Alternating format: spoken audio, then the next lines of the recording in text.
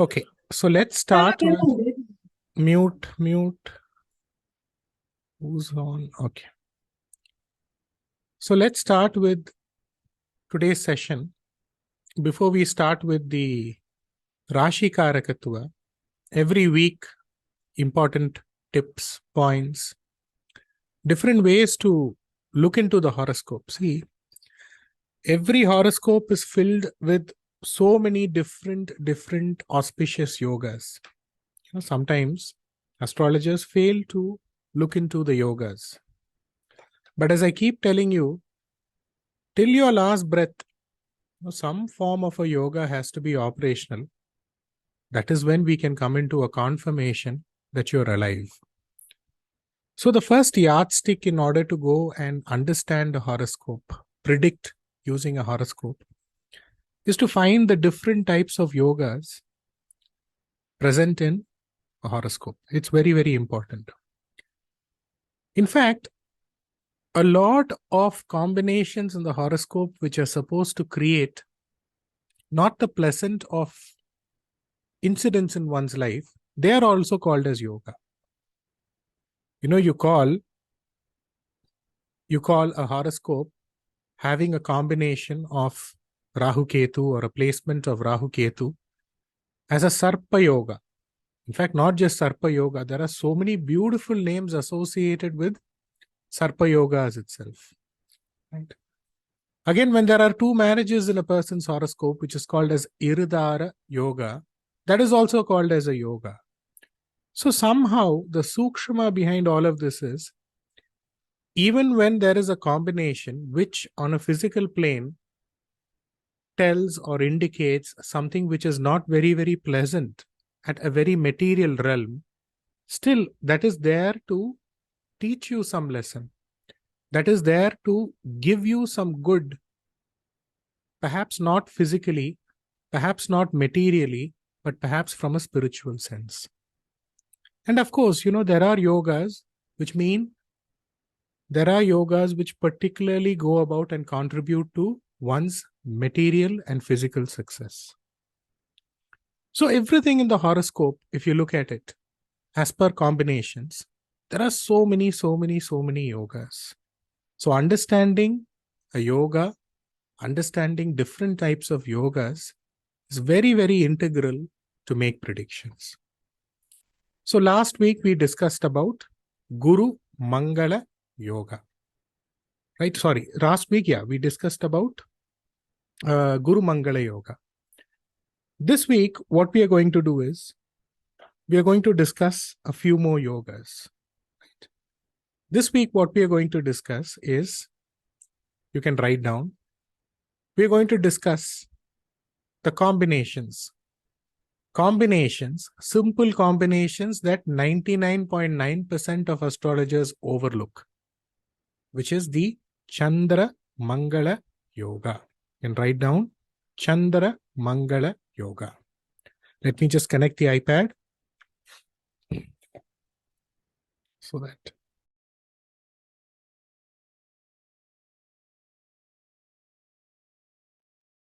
So you can write down Chandra Mangala Yoga and you can draw a Rashi Chakra, just like how it is given here. Now, what is Chandra Mangala Yoga?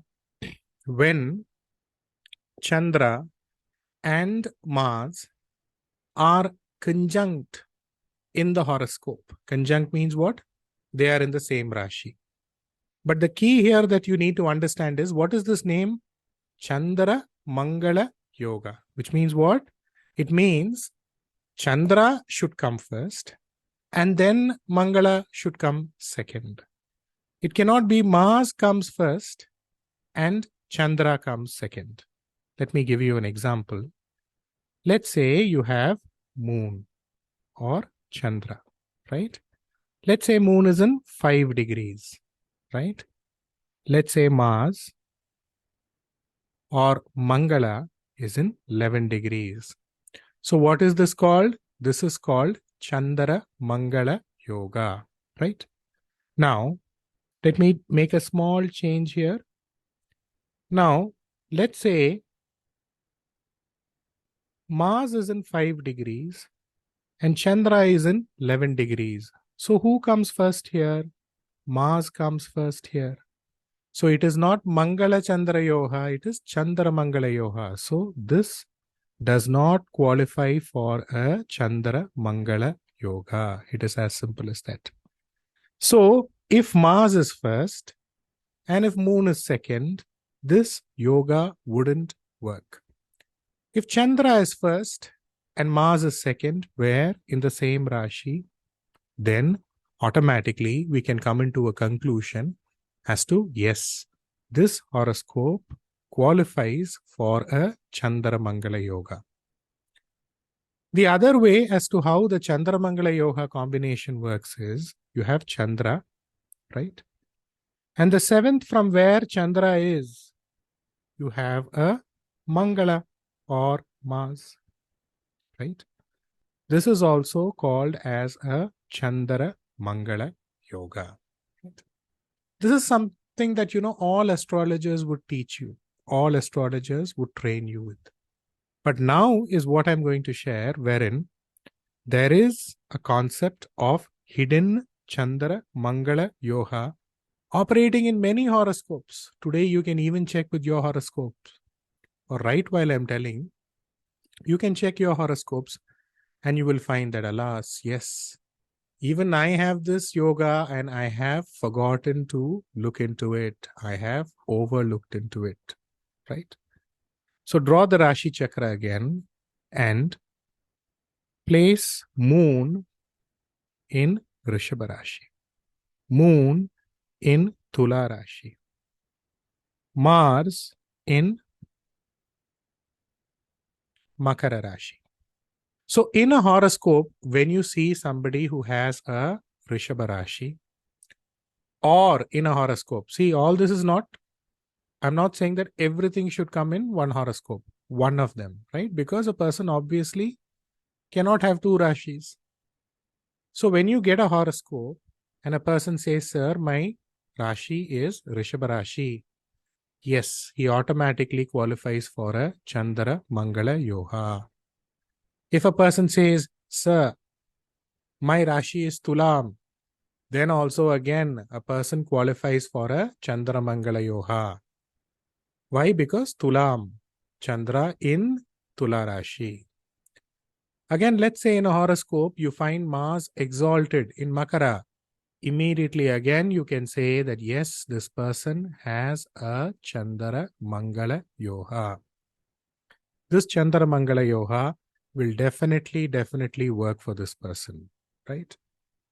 So, one concept is Moon and Mars in the same Rashi.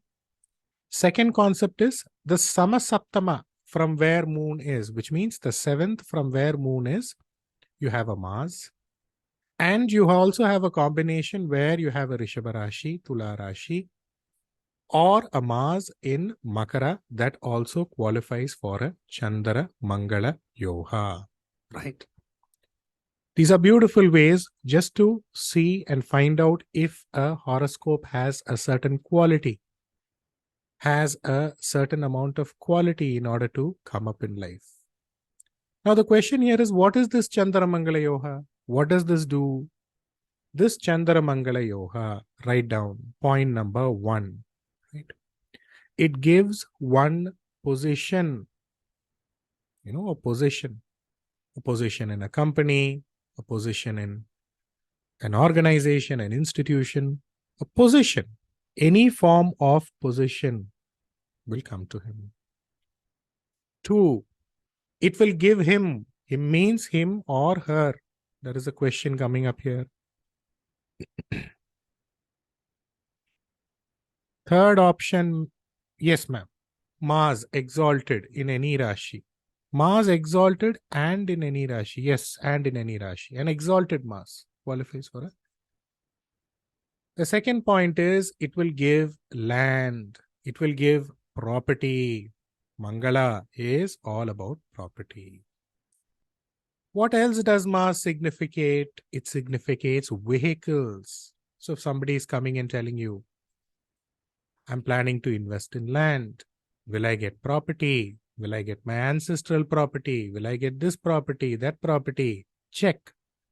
Immediately when you see this combination, yes, this is the way you're supposed to predict within 2 seconds. So every day what I'm teaching you, every week what I'm teaching you, just 5-6 minutes you should revise. And automatically when you start applying it in your horoscope, you will be a known person. So what does this Chandramangala Yoga do? It gives it gives a person position. It gives a person property. It gives a person vahana or vehicles or what we call as conveyances, right?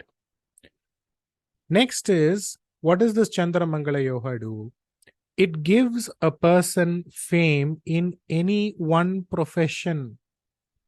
Some profession, whichever profession, there would be a fame associated with one's profession, right? Now, in many horoscopes, I tell you to take the Kendras. So here, don't take the Kendras. Here, Chandra in a Rashi, Mangala in the same Rashi. Chandra should come first, that is why it is called as a Chandramangala Yoga. Samasaptama. And these 3 combinations that I told you, right? The degree is very, very important, especially when it comes to the Rashi. I will tell you another important way as to how to look at a Chandramangala Yoga, since I spoke to you about the degree, right? Let's say Mars is in a person's horoscope here, right? Moon is in a person's horoscope here, right? Let's say Mars is at 26 degrees, right? We are talking about all grahas moving in a clockwise motion. So let's hope Mars is not into a Vakra Gadi, he is moving in a clockwise motion. Who is he moving towards? He is moving towards Mangala.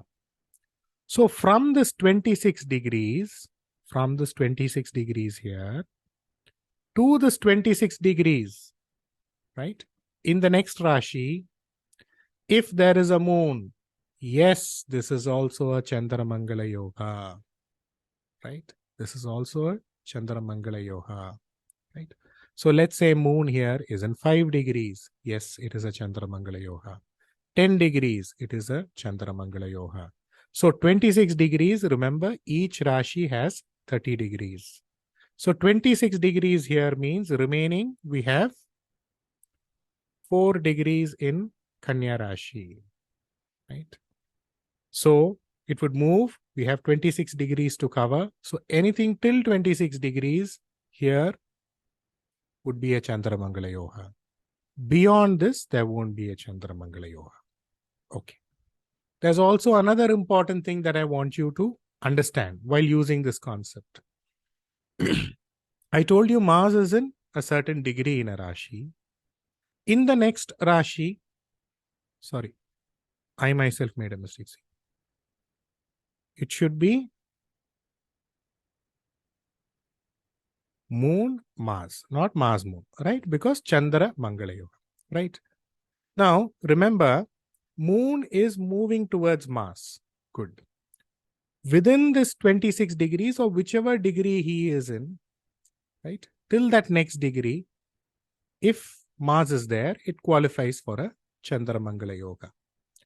Now, let's say in between there is another Graha, right? Let's say that in between there's a Graha like Shukra, Ketu, Shani, any Graha for that matter, then it does not qualify for a Chandra Mangala Yoga, which means it should not have a gap in between. It should not have a gap occupied by another Graha. So these are simple sukshamas, simple rules as to how you can go about and predict. Here you always need to understand another important concept. Now we are talking about yogas. We are talking about a graha placed in a Rashi. Some of you may ask me this question, sir, what if Mars is in the Ashtama Bhava? What if Moon is debilitated in the horoscope? What if moon is in the Durbhava? All of that is there. But it does not mean that this person won't get a yoga. He will get a yoga. At times there can be a delay. At times he may not be able to enjoy it completely. The question or the answer that you are giving here is very simple. Is there a yoga? Will he get the yoga or not? Right? Because in many cases, you also need to keep this in mind. The Ashtama Bhava does not always only indicate ups and downs and trials and turbulations and difficulties. It indicates sudden luck. It indicates mastery when it comes to medicine, mastery when it comes to Jyotisha. The Ashtama Bhava indicates FD income. The Ashtama Bhava indicates pension money. Right? So if you want to be a pensioner, right? If you want to earn money in the old age or old age pension, then the Ashtama Bhava should be strong. Right? Again, the sixth Bhava always does not have to mean Runam, Roham, Shatru. The sixth Bhava means rental income. The sixth Bhava means your Udyoham. Right?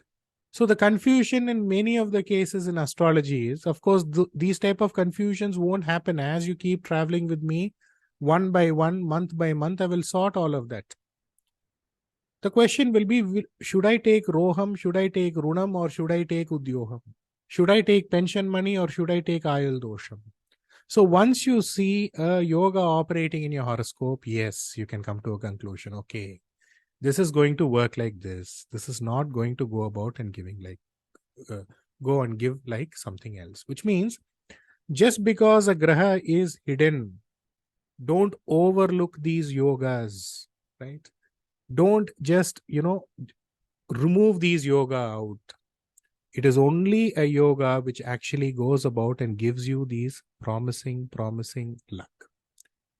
So the next time, whenever you see a horoscope with the kind of combinations that I've mentioned, immediately blindly predict, yes, you will have a position, you will have property. In some job, you will be number one, or you will attain some amount of fame in some job of your choice. Don't worry. You will have vehicles. All of this is there. Now, there is another important sukshama that you can use, making use of what? Making use of Chandara Mangala Yoga. This is especially very, very important when it comes to what? When it comes to matching two horoscopes. Matching two horoscopes for what? Obviously for a marriage. But not just marriage. See, marriage is one form of partnership. You are partnering with your wife. You are partnering with a girl in order to go about and create a kudumba.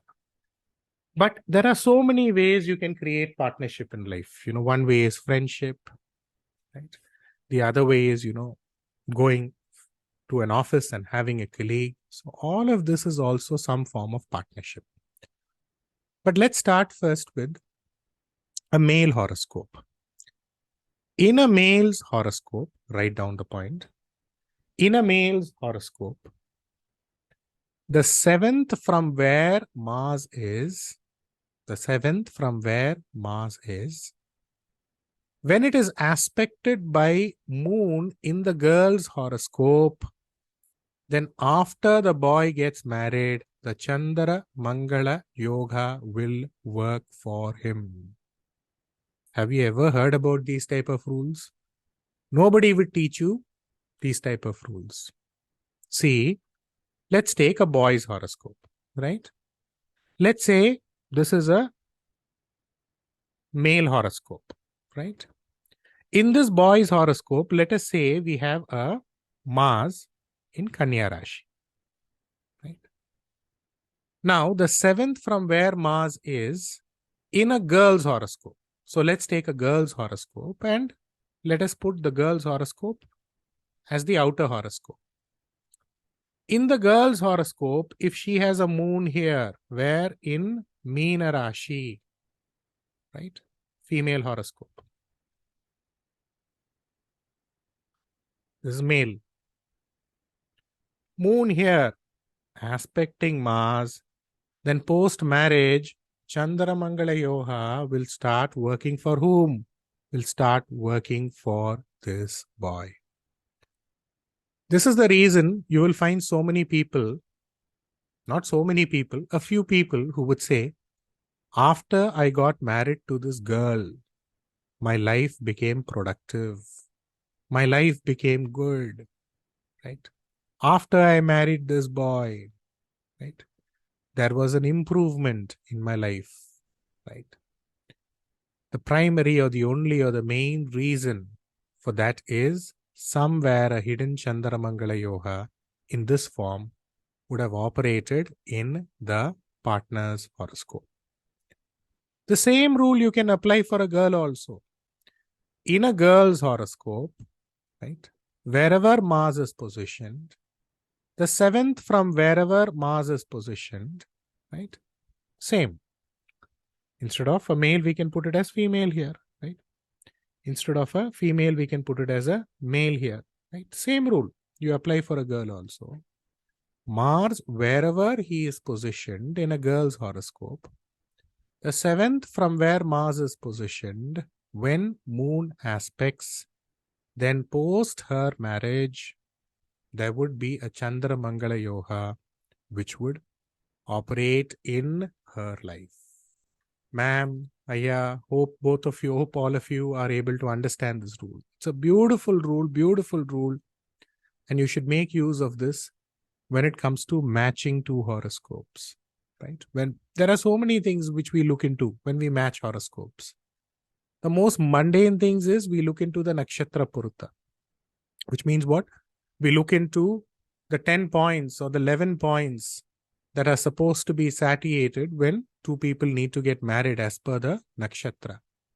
But these are very, very, very important points. Again, it is not just only for marriage. Let's say you're going for a nomination somewhere. You may be a political person. Or let's say you're going to file your paper somewhere, do something somewhere, right? You're going to do something. What you can do is you can check where Mars is in your horoscope.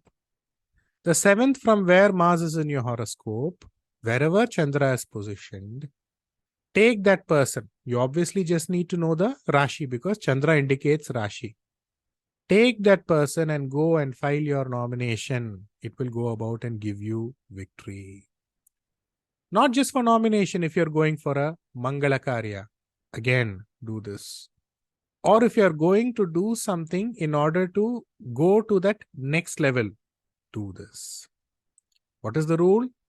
From your Mars, the seventh from your Mars, whoever has a moon or a Chandra placed, if you take them along, a Chandra Mangala Yoga would definitely operate for you. Similarly, using this concept, what we can do, sir? What we can do, ma'am? This Mars in your horoscope, the seventh from where Mars is positioned in your horoscope, right? Let's say Mars in the horoscope, right? The seventh from where Mars is positioned in your horoscope, right? If Guru is positioned in the other person's horoscope, then what would happen? You would get Guru Mangala Yoham. So similarly, you can take a person who has a Guru. Similarly, when you are matching horoscope, you can take Guru, which means what? If you want Chandra Mangala Yogam to work, Moon, Mars. If you want Guru Mangala Yogam to work, automatically Guru, Mars. Right? So in astrology, there are so many different beautiful rules which are out of the ordinary.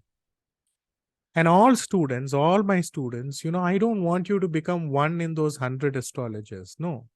It is not that you're learning astrology just to become an astrologer and call yourself an astrologer. No. You should be one amongst the many. You should be known amongst the many, right? You should not be with the crowd. So there are so many different rules. There are so many beautiful rules. There are different angles, different ways, right, to look into a horoscope. And once you look into horoscopes in these different ways, automatically you will see some beautiful impact that first you can create in your life. And most importantly, after that, you can actually go about and create an impact in other person's life, right? That's a reason, speaking about Chandra Mangala Yoga, Guru Mangala Yoga, that's a reason, post marriage, our parents told, you should take care of your wife. In the wife's side, they would have told, what, you should take care of your husband. You should obey your husband. For a yoga to work, you need to respect the yoga. You need to respect the graha which is creating the yoga. So let's say a wife is landing up in a family and she is not respecting the husband, which is Kuja. How will a Chandramangala yoga work? It won't work. Let's say you get married to a partner and the seventh from where Mars is, Moon is positioned in your wife's horoscope. You don't give respect to your wife. You don't take care of your wife. How will again Chandramangala yoga work out for you? You're not giving respect to that Chandra and that person's horoscope. You're not giving respect to that person, not taking care of this person. Then how will this yoga operate for you? It won't operate for you. So once you see that, if it is in your horoscope, you should start giving respect to that person. That's the reason I always say, learning astrology is not a big thing. All of you have come to me, 200% guarantee you will be famous astrologers. 200%, not 100, 200%. Somewhere or the other, 2 years from now, in some TV channel, YouTube channel, somewhere you will be giving interview. That 200% guarantee I will give you. That is not the big thing. What you need to understand is the respect that you show towards the graha. The respect and love and devotion that you show towards the graha is more and more important, because more the respect, more the reward, more the grahas will take care of you at the apt amount of time. Right? There's also another important thing that you always need to keep in mind. You always need to keep into mind or account the nakshatras. Right? Let's say, for example, somebody has a moon, right here. Let's not get into it is debilitated, this, that. No, let us not get into all of that. Let us say Mars is here, right? Let us say Moon is in Tirketai or Jyeshta Nakshatra, and let us say he's in the third padam. Third padam means approximately, let's say, 25 degrees, right? Let us say Mars is here, and let us say Mars is in Moola Nakshatra, right? Ruled by Ketu, right? Always you need to keep in mind here, Mars. Let's say Mars is in 3 degrees. Again, this qualifies for a Chandra Mangala yoga, right? Now, let me just change this a little bit. Okay. Let me put Moon here and let me put Mars here, right? Now, based on the rules that I actually shared to you, what did I share to you? I told you Moon should move towards Mars. Mars should not move towards Moon. That is when it is called as a Chandra Mangala yoga. So superficially, when you look into this horoscope, what will you see? Mars is moving towards Moon. Moon, let me just show it. Mars is moving towards Moon. Moon is not moving towards Mars. So you would say that no, there is no Chandra Mangala yoga. But here you need to understand Moon takes the Shara of Ketu Nakshatra, which is Moola Nakshatra. How does Moon travel? How does Ketu travel? Ketu travels anti-clockwise. So this is traveling like this. So this is also a Chandra Mangala yoga. Now immediately, since I'm telling that, don't look into everything in a reverse motion for grahas which takes the Shara of Rahu Ketu. I will tell you how to take it step by step. So don't hurry up and confuse yourself and create chaos while predicting. For this rule, apply it for this rule. Check with different horoscopes and you will get the answer, right? So you should keep practicing this. You should keep applying this. Let's discuss one more yoga before we get into the session of the week. The next yoga is Guru Chandra Yoga. Right. What is Guru Chandra Yoga? When the trine or the Trikonasthana from where Guru is positioned, when there is a Chandra, right? When there is a Chandra, right? And why am I stressing so much on this yoga, dear students? A small yoga, when you look into a horoscope, Lagna Lord will be somewhere in the Ashtama Bhava, sixth Bhava. Lagna Lord would have been debilitated. He would have been aspected by a Ashubha Graha. Still, he would be a very famous person. He will be doing this business, that business. He will be leading a pleasant life. So somewhere, once you find out, you will be able to find out that there are hidden yogas operating in this person's horoscope. A small yoga can just lift a person. So let's get back to the topic. So from where Guru is positioned in a person's horoscope, the Trikona Sthana from where Guru is positioned, you have a Chandra, right? It is called as a Guru Chandra Yoga. So when we are talking about trines here, we need to understand the Trikonas here. We need to understand 1, 5, 9, right? They're called as trines. So can I take the Lagna into account for this rule? No, I cannot take the Lagna into account for this rule, right? See, let's say you have a Guru and let's say you have a moon in the same Rashi. You cannot call it a Guru Chandra Yoga. It is called as a Gajakeshari Yoga. That is different. I will talk about that sometime later. But here we need to understand the Lagna Bhava becomes as a common. It becomes a common for a Kendra. It becomes a common for a Trikona. So when it comes to this rule, don't take it as the Lagna Bhava. Take the 5th Bhava, right? Take the 9th Bhava, which means what? The 5th from where Guru is, you have a moon. Yes, this is a Guru Chandra Yoga. The 5th from where you have a Guru, you have a moon. Again, sorry, the 9th from where you have a Guru, you have a moon. Again, take it as a Guru Chandra Yoga. A question that may be coming into your mind is, what if Guru is getting into a Vakra Gadi? Go reverse. Go reverse. Reverse from where you have a Guru if you see a moon. Yes, that is a Guru Chandra Yoga. It will take a little time to work, but it will definitely work out for a person. It will definitely work out in a person's horoscope, right? Okay, this concept of Guru Chandra Yoga, it should be known. It should be taught by many astrologers. But now, let us look into the Sukshama rules, right? So, I would request you to draw 2 horoscopes. What you can do is you can draw 2 horoscopes.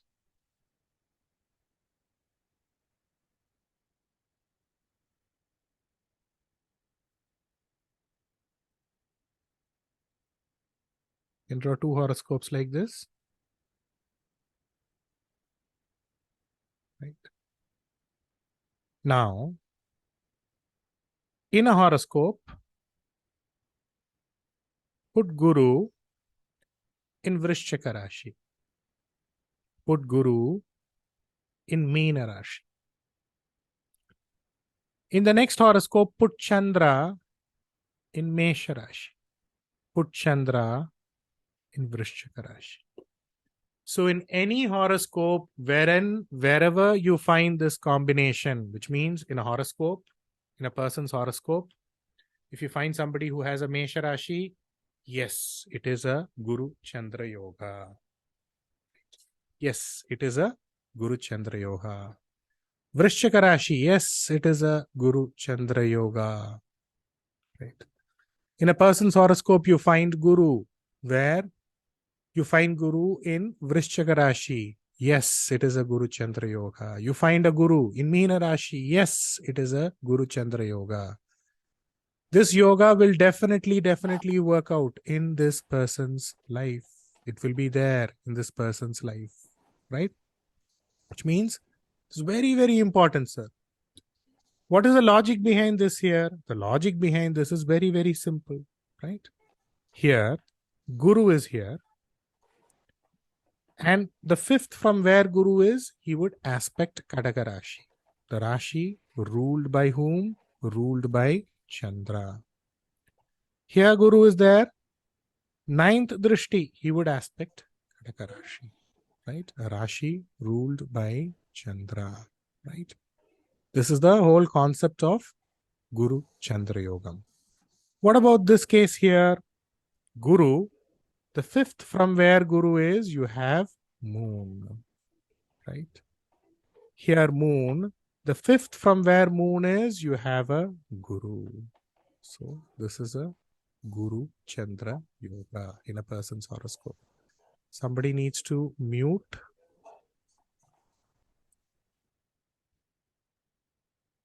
So yeah, this is also a Guru Chandra Yoga. You should remember this. You should apply this. Which means making use of yogas, you should predict. And every day morning, you get up. If you buy some book or you have some book, daily you just read about some yoga. Whatever the yoga is, daily you start reading about one yoga. And slowly all yogas will start coming into your life. This is a simple, easy enabler that I'm suggesting you. Every day morning, you don't even have to buy a book. It would be available in all these internet portals. So go into an internet portal, type in astrological yoga. Daily, you should read one yoga. Slowly and steadily, Goddess Lakshmi, Kubera, Saraswati, all the good things would automatically come and knock at your doorstep. All that you would have to do is next what? You just need to open your door, collect the parcel and come back, right? Because this is the way lot of astrologers have survived. Lot of astrologers would have survived. Daily morning, they will get up, they will read the Panchanga, they will read about yogas, right? Learning astrology is not a joke, right? Because, see, one is, it is a vara. If you look at, if I had to use a word for people in the northern part of India, the equivalent word is a vardhan, which means what? It is a blessing, it is a boon for somebody to learn astrology. The moment somebody is learning astrology in a family, be rest assured, whatever doshas are there in the family, they will all go off. I'm not even talking about doshas in the family. I'm talking about doshas in the Vamsa itself, right? If one person in the house, I'm not talking about predicting for members in the house, that is different. If one person in the house becomes an astrologer, if one person in the house starts learning astrology, then the doshas associated with the entire Vamsa would be nullified. Why? Because the job of the astrologer itself is to look into the karmas. So the moment somebody in the family himself has started studying about the karmas, giving due reverence to the Navagrahas, giving due reverence to the fact as to what they do, automatically the karmas associated with that entire Vamsa can vanish. So not everybody can learn astrology under a good tutelage, right? So since all of you have a blessing, right, make the best use of it. Make the best use of it. Astrology, good astrologers, good teachers, it's very, very difficult to get, right? Again, even, what you can do is, once a while, go to your gurus. Go to, gurus who are teaching you astrology. Give a small amount of Guru Dakshana, right? What will happen? Big problems that are supposed to come into your life, they won't come, right? You may be having some very big problem, very big financial problem, very big financial difficulty. One small dakshana that you give to your teacher, one small dakshana that you give to your guru, that itself is a remedy. Why? Because your guru, your teacher, whoever is, even an astrologer, right? You can go to your local astrologer, you can go to an astrologer. If something is not working out for you, forget about, what he's predicting. That 100 rupees, 200 rupees that you give him will save you from some big, great dangers. Because what is the astrologer doing? What is the teacher of astrology doing? He is practicing everything based on, based on the laws of karma, right? So the moment somebody is doing that, and if you're having a bad time, automatically going about and giving a small token amount, giving a small dakshana, that itself becomes a huge, huge parihara for you, right? So there are so many sukshamas like that. There are so many sukshamas like this. Why? Because you can go on and on. I can just go on and on to actually go about and talk about how these things work. And that is the way people in the old times lived. There is some problem, they would go to an astrologer. They would have gone to that astrologer 2 months back. He would have told the same thing. Still, they would go to the astrologer. We would be thinking, why they are going to the same astrologer. It is not for astrologer. It is not for astrology. It is just to make sure one small 5 rupees, one small 10 rupees, that will actually go about and remove problems. Okay. Getting back to Guru Chandra Yoga. What does this Guru Chandra Yoga do? Guru Chandra Yoga makes one a teacher. If somebody wants to be a teacher, somebody will be a teacher, or government employee, agriculture, media, not everything, either of them or 2 of them, right? Teacher, government employee, agriculture, media, foreign travel, food related business, politics. In this, either 1 or 2 jobs, they would be associated, professions, they would be associated in their life. Again, some of them are also associated with vehicle business. This is 1. Second is, after 45 years, whatever job they are doing, they will change their job, and post that they will attain fame. They will become famous. This is Guru Chandra Yoga. So where is this Dasha, Bhukti, Gochara? No. This is a yoga, it will work, sir. That's all. Which means what? Whoever has this yoga, 45 years, they will be doing one thing. 45 years, they will be in this department. Suddenly, after 45 years, there would be a change of department, change of job, change of profession. They will be doing this business, they will change to another business. They will be, a bank employee, suddenly they will become a teacher, right? Bank employee, suddenly they will become an astrologer, right? Astrology also comes under this, right? Suddenly they would become famous. Mostly they would be doing 2 forms of work. At a time they would be doing 2 works, right? First, they would be doing 1 job. Second, they will be skipping the second half of their life. They would be skipping to another department, another job, right? So what is the rule here? 1 is, I've told you the combinations as per what you are seeing in the screen. The second is, always look into the trines. When I say the trines, don't consider the Kendra. Why? Because when it is in the Kendra, that is different. That is called as a Gaja Keshari Yoga. That I will let you know sometime later, right? So don't tell hereafter that yogas don't work for a person. 100% all yogas will work. But at times what happens is, when a yoga operates in a person's life, it creates a distance between a family member. Let's say, somebody suddenly picks up in his career. He may be away from the family. He may be away from the wife. He may be away from the children. He may not be able to go and give that quality time to the child or give that quality time to the wife. So in many cases, it creates a kind of a gap with the family members, right? Again, you also need to keep this in mind. Every yoga also has a avayoga associated with it, which means, just as I told you, a yoga will give you a job, business. Suddenly, it will take you away from a family. It would take you to a distant land. This is the way as to how yoga works. Mostly for people who have a Guru Chandra Yoga, first it will separate the children. The child would be separated from them. Again, Guru Chandra Yoga, remember I told you, every yoga carries with it an avayoga. Right? Again, Guru Chandra Yoga also means what? There would be a miscarriage or abortion. Right? Guru associated with moon together in the Kendra, in the Lagna Kendra, or together. That is Gajakeshari Yoga in the same Rashi. You don't take that. Right? What a Guru Chandra Yoga would do is, it would make you jump from one profession to another profession, which is totally unrelated. Sir, I was police officer. Then what happened? Now I am astrologer.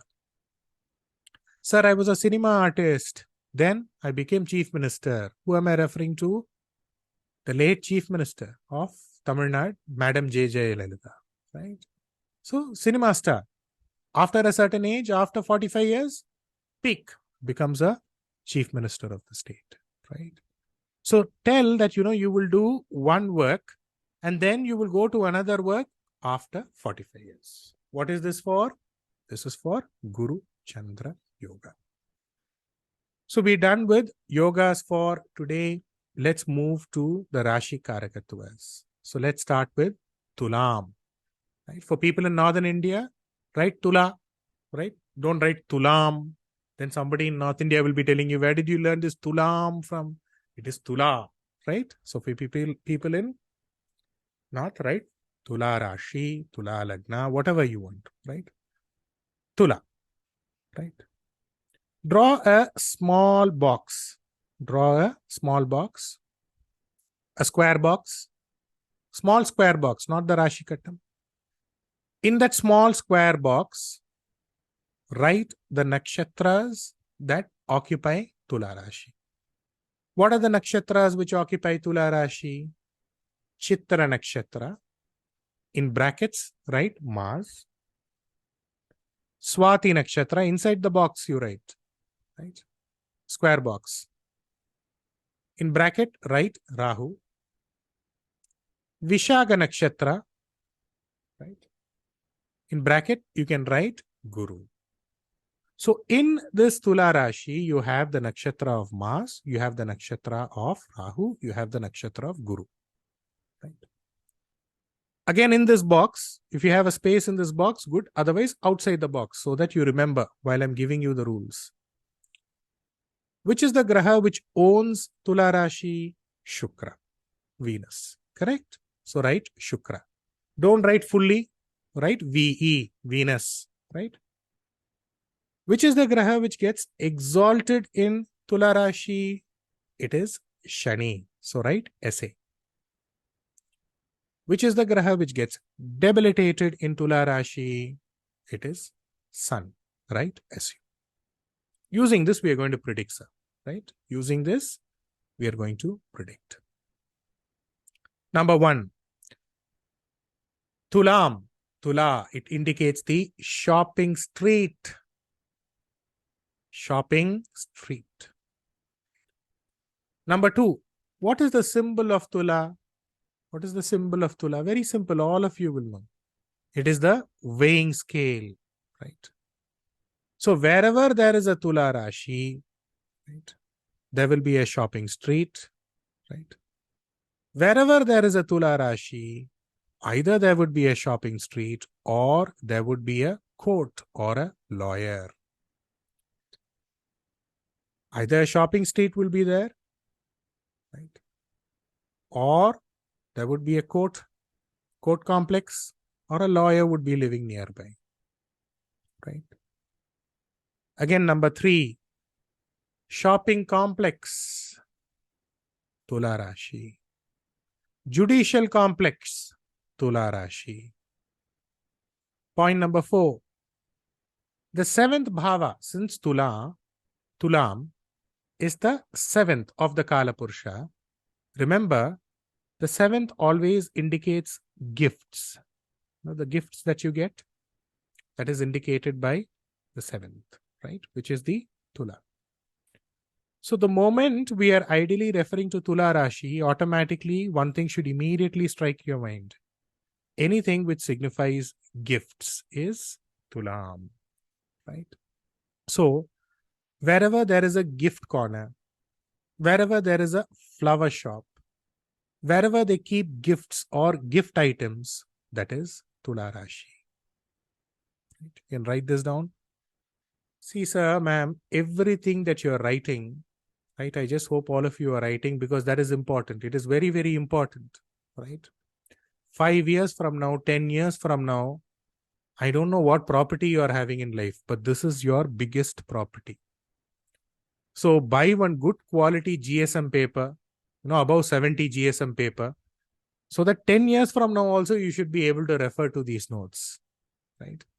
As you keep writing these notes, put them in that transparent plastic paper and bind them and keep it, because this should be with you for 10 years, 20 years. From one generation, you're going to give it to the next generation.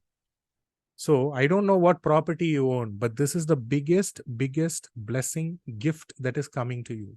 So make use of it, and make sure that you write each and every point that I'm telling, and make sure that you bind this, spiral it, put, laminate it, keep it.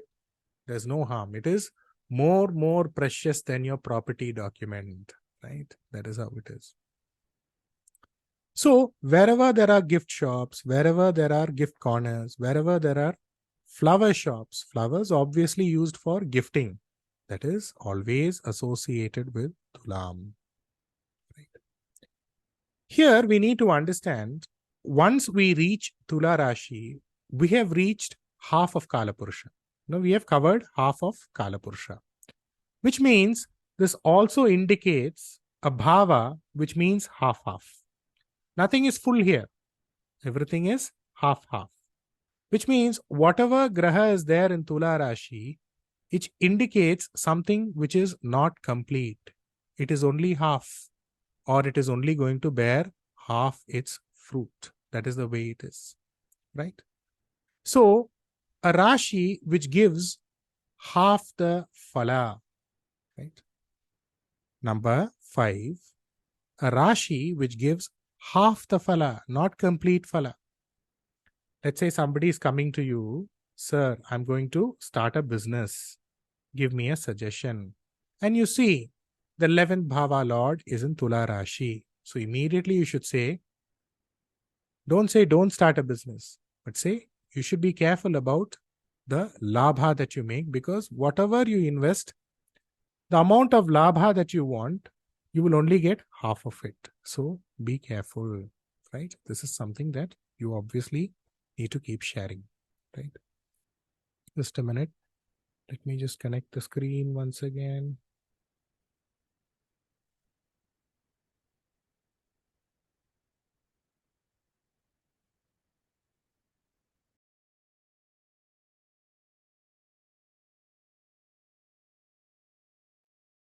Okay, hope all of you can see my screen, because iPad is connected. I don't know, MacBook is not getting connected still. Okay, anyways.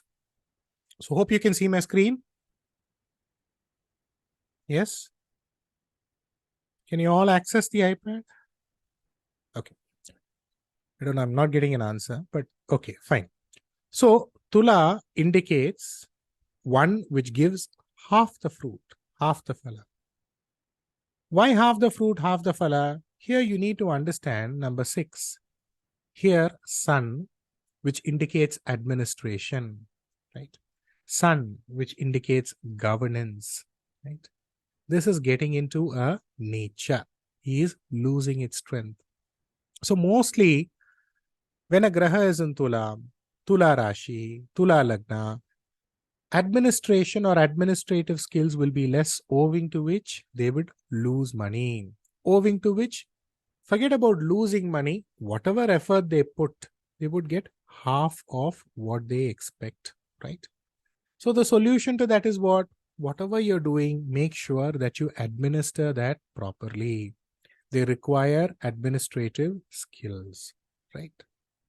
Again, number 7, these are Tura Rashi, Tula Lagna. They would have 2 names, right? They would have 2 names.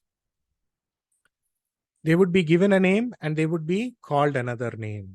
So 2 names. Why? Because the Rashi is divided into 2 halves now. One, as soon as you draw a straight line from here, let's say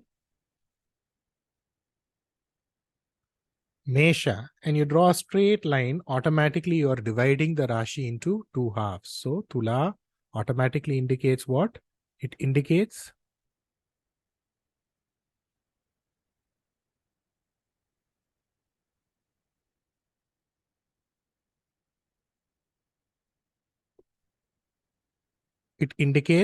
two. So people will have two names. What are the two names? Like, for example, somebody would have a name like Siva Subramani. Siva Subramani. What would Mr. Siva Subramani start? Here, Tulam indicates two names, and it also indicates names which have three letters. Three-letter names, names which have three syllables, two syllables, or two names, all of them are indicated by Tulam. So, one example is Siva Subramani, that is two names. What would Shiva Subramani do? He would start a company called as HCL, three letters. He would start a college. What would be the name of the college? SSN Engineering College, right? So wherever there is a Tulam, the person would have two names, right? Wherever there is a Tulam, the person would also have names associated with what? Three-letter associations, right? This is Tula Rashi, Tula Lagnam for you, right? Here, Tulam is an airy sign, right? It is an airy sign. So here, or it is filled with the tattva of air. So here, whatever is in Tula Rashi, there would be breeze, there would be air, there would be, you know what, there would be freezing temperatures also associated with it. This is like, you know, when you go to the shopping mall, how do you feel? You feel an air entering inside that place. The place is filled with air condition, right? Shopping complexes, even when you go for festivals, there would always be some breeze around. So, anything to do with breeze, anything to do with air, anything to do with this air which is there in the shopping street is Tulam. Number 9, a Rashi which is filled with Kama. Kama means what? Lust. Right. Number 10, a Rashi which easily understands something. You don't have to go on explaining something to a Tula Rashi. If you tell them something, they will understand the significance of it. They will understand what is behind it very, very easily. You don't have to repeat it, right? Which means you don't have to take too much of effort to make people who have a Tula Rashi, Tula Lagna to understand something. They would easily understand something. Number 12, those who have recovered from poverty, right? They would come down and then they would again come up. Why come down, come up? They come down. Why? Because sun gets debilitated in this Rashi, correct? Why do they come up? Here, if Tulam is the first bhava, 2, 3, 4, 5, the fifth bhava, which again indicates what? Fame, is exalted here, right? So again, they would come up, right? So they would go through a situation which is filled with poverty, difficulty, and they would rise up. Ma'am, sir, this applies to every Tula Rashi, every Tula Lagna. I'm not putting the grahas here. I don't have to put the grahas here because if I put the grahas, somehow it will only have to go about and connect with these rules. This is the pillar of astrology, sir. This is the pillar of astrology, ma'am. The biggest drawback that people have these days, or those days, from the days I'm studying, is immediately they will go to PhD. Immediately going to PhD is only going to be confusing. But if you start like this and proceed with me like this is in a uniformed fashion, PhD also will be LKG. PhD is LKG only. There's no PhD, right? So I'm not putting any grahas. Tula Rashi, Tula Lagna. Sit down and predict. Whatever is there in the horoscope also will have to actually go about and validate these rules. That is the way a person is born, right? So here, the graha which signifies fame, sun, gets debilitated in Tula Rashi. The bhava which signifies fame, which is Shani, he gets exalted in Tula Rashi, right? Which means they will go through poverty, they will go through difficulty, and they would come out of that poverty, right? When in an early age. Number 13. In this house where in Tula Rashi, sun gets debilitated, which means what? All Tula Rashis, all Tula Lagna, they won't have the Ashirvadam. For people in the northern part of India, Ashirvad, that's all. They won't have the Ashirvadam or the Ashirvad of their grandfather. Grandfather, why? Son. What do we mean by Ashirvadam here, sir? One, when they are born, they won't have a grandfather, right? Or the grandfather will pass on, right? Or I didn't see my grandfather itself. Who's my grandfather? Right? This will be there with all Tula Rashis. Number 14. Mostly, those who have a Tula Rashi, Tula Lagna, the density of hair or hair will be less. HAIR would be less. Why? Because sun gets debilitated here. Number 15.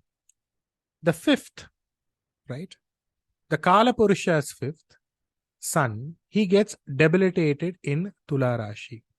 So, Tula Rashi, Tula Lagnam, they will have concerns pertaining to the child. Especially concerns pertaining to whom? Concerns pertaining to the male child. Why? Because sun indicates the male heir in one's family, right?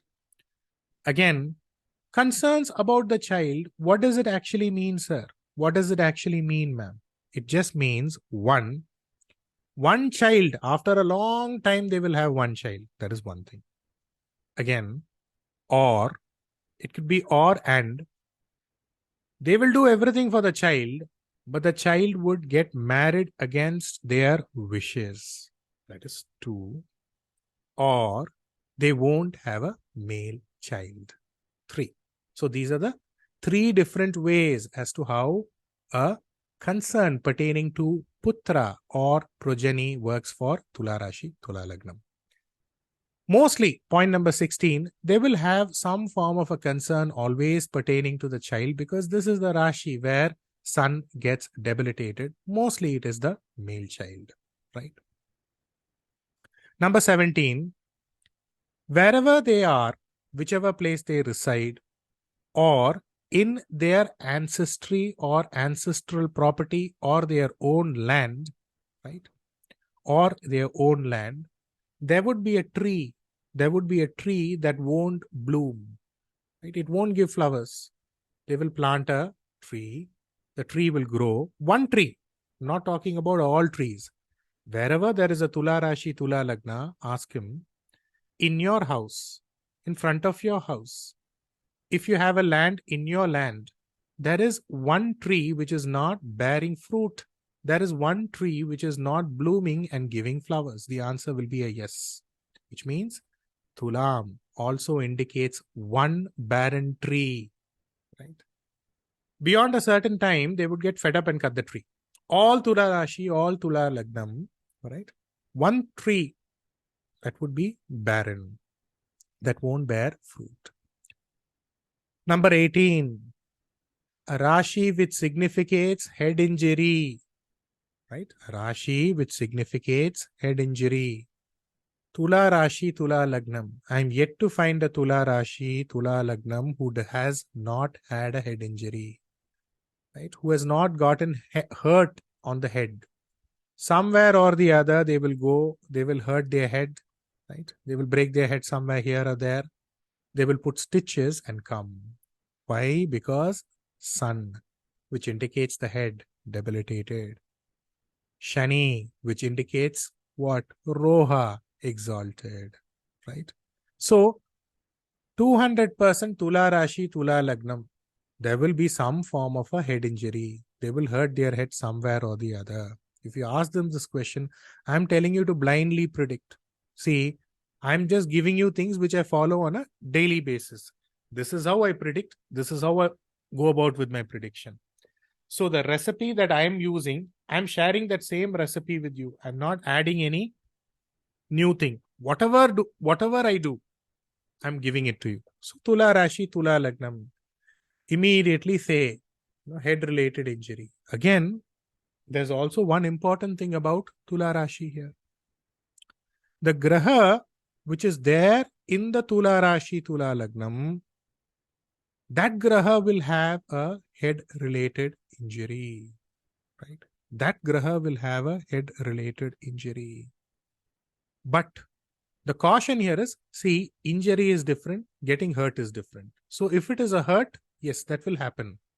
But anything associated with what? Anything associated with surgery for the Graha in Tula Rashi pertaining to head is something that should be avoided. It can lead to great danger. Like for example, let's say Guru is in Tula Rashi. Let's say the child, falls and, has some hurt or breaks his head. And if the doctor says he needs to have a surgery, major surgery, you need to be careful. Why? Because the chances of recovery will be very, very less. Let's say Mars is there in Tula Rashi and let's say your brother gets hurt and he needs to go to the hospital and they say that he needs to have a major surgery pertaining to the head, then immediately it is safe to say the chances of recovery will be very, very less. Why? Because sun gets debilitated here, right? So number 20, when a Graha in Tula Rashi is going about and running the dasha or bhukti, then a person needs to be careful about his head, right? There would be some form of a injury. There would be some form of a hurt associated with the head sir, head ma'am, right?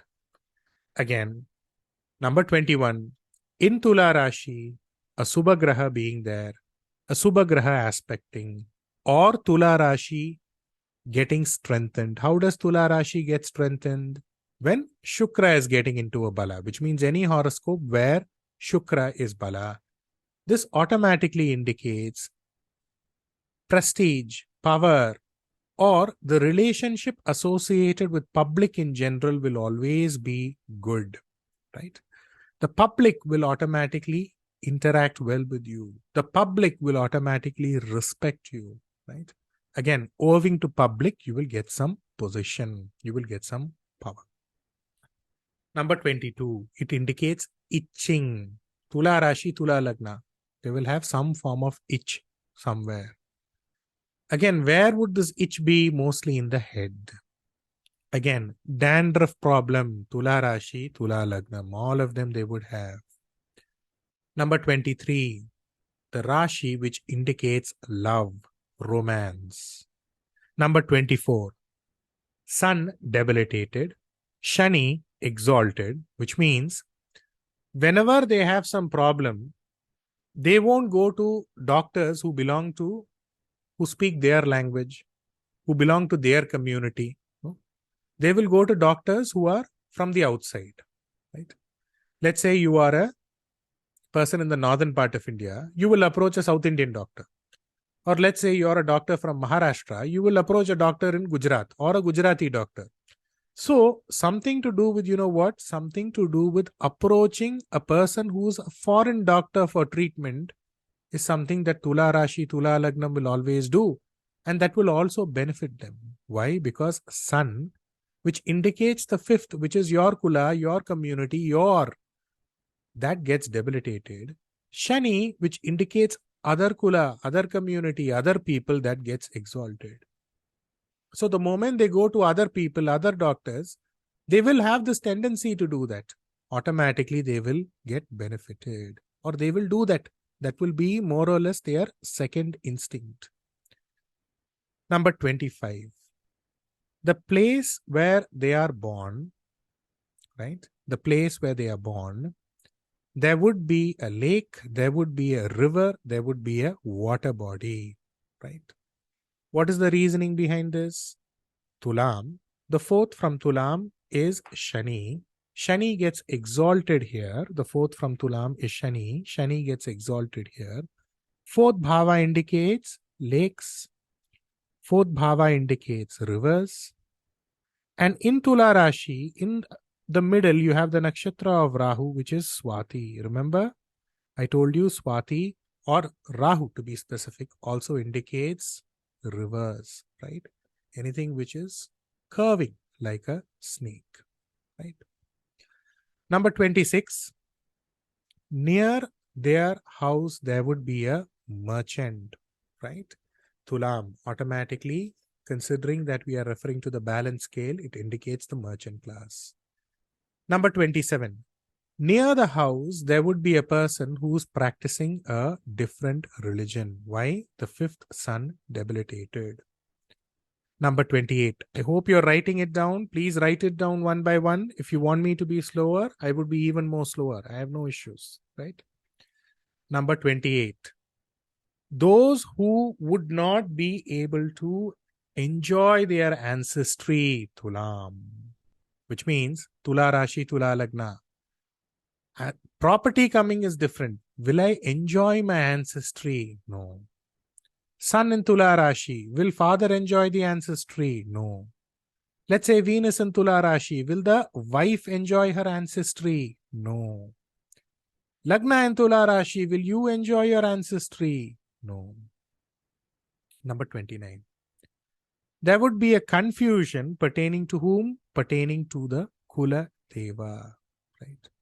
Or the Kula Deva would have changed from one place or would have been changed from one place to another place. Right. Number 30, they won't get the kind of medicine as per their expectation, which means doctor will prescribe them some medicine. They will go to the drugstore and ask the chemist for that medicine. You know what the chemist will say? We don't have this medicine from this company. We have a different company. Do you want it? That is how it will work out for Tula Rashi, Tula Lagna, which means they won't get the medicine as per their choice. Number 31, good for astrology. Number 32, won't be able to keep a secret. Number 33, a sibling bond to them. Sibling means, if you are referring to a younger sibling, elder sibling, both of them. Their uncle, when we are referring to the uncle, we are referring to the father's younger brother, won't have a good life.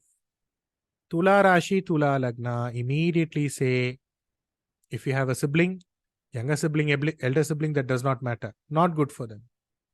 Do you have uncle? Not good for them. The day you are born, automatically there would be problems pertaining to the uncle. Why? Because here, Tulam, the 11th, which indicates your elder sibling, the 11th, which indicates your uncle, it is getting into a debilitation. So how can a Tula Rashi have a good elder sibling? How can a Tula Rashi, Tula Lagnam have a good uncle? So uncle will be having some problem. Okay, why did I include the sibling itself, sibling together completely? Mars indicates the sibling. Remember, I told you to draw a box, right? So you start Tula Rashi with the nakshatra of Mars.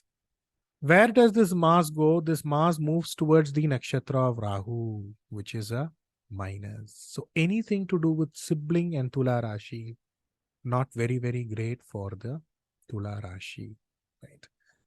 Again, the 5th from the Kala Purusha automatically getting Neecha. So this is also another problem. Again, which means the 5th indicates Simha Rashi. Simha also indicates your maternal uncle. So if they have a maternal uncle, point number 33 or 34, if they have a maternal uncle, again the maternal uncle would be separated from the family, would live away from the family, and the quality of their life won't be good. Why? The 5th here, 5th of the Kala Purusha, Simha, which indicates what? Which indicates your maternal uncle. If Tulam we take, the 5th is Shani, that is one part. The fifth is Kumbha Rashi, which is a Sannyasa Rashi, which means the maternal uncle's married life won't be good. Right? Number 34. In Tula Rashi, if there is a Ashubha Graha, see, remove Shani from this because Shani gets exalted here. So if there is only Shani, then you don't take it as Ashubha. But along with that, if you have a Ketu, or let's say there is no Shani, but there are Ashubha Grahas like Ketu, Rahu, right? Automatically, mostly Ketu, right? Or if Shukra is Balavina, which means what? Shukra is weak, which means Shukra is debilitated in the horoscope. Shukra is in the Dursthana in the horoscope, right? Then they won't be able to live in the center of the city, right? If somebody is coming to you and telling that, sir, I want to buy this property which is in the center of the city, right? Center itself always means Tula, which means whichever city you are in, whichever state you are in, right? The center of that place is always Tula. So if somebody is coming to you and telling you, I want to live in the center of the city, I want to live in the city center, and you see Tula Rashi spoiled, tell them no. You can only live in the outer area. Or let's say somebody, a Marwadi is coming to you, a Sethji is coming to you, and he's telling that, you know what? There is a shop which is vacant in the bazaar, right? There is a shop which is vacant in the bazaar. I want to give an advance to the shop and move into this shop. Will I be able to grow? Immediately look at Tula Rashi. So, ma'am, immediately look at Tula Rashi. If Tula Rashi is spoiled, sir, don't go to the bazaar. Don't set up a shop in the bazaar. The day you set up a shop in the bazaar, you will be doomed. Tula Rashi is strong. Sir, when are you going to the bazaar and setting up the shop? So, all this is very, very, very, very important, especially when it comes to Prashna, Aruda, numerology, astrology. That is, I'm going to obviously be teaching you, but just imagine the depth of all this is covered here.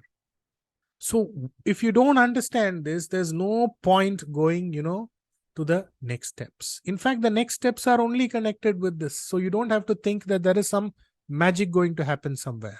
Right. So, number 35, when Shukra is Bala in the person's horoscope, right? Or when Shubha Grahas aspect Shukra, then they will live in important areas in that city. Right? Or whichever area they live in, that area will become an important area in that city. Right? So, this is another way. Right? Let's say you want to develop a property. Let's say you want to develop a land. Bring in 10 Tula Rashi who have a good Tula Rashi, right? Which means not necessarily a Tula Rashi. Tula Rashi should be good for them. The moment you set up a plot somewhere or the other, this place would become a center or this place would become an important address after a certain point in time, right? This is a very, very, very simple, sukshama, easy to understand applicable rule which nobody will teach you, sir. Number 36. His or her aunt, right? One, he would have lost his aunt at an early age.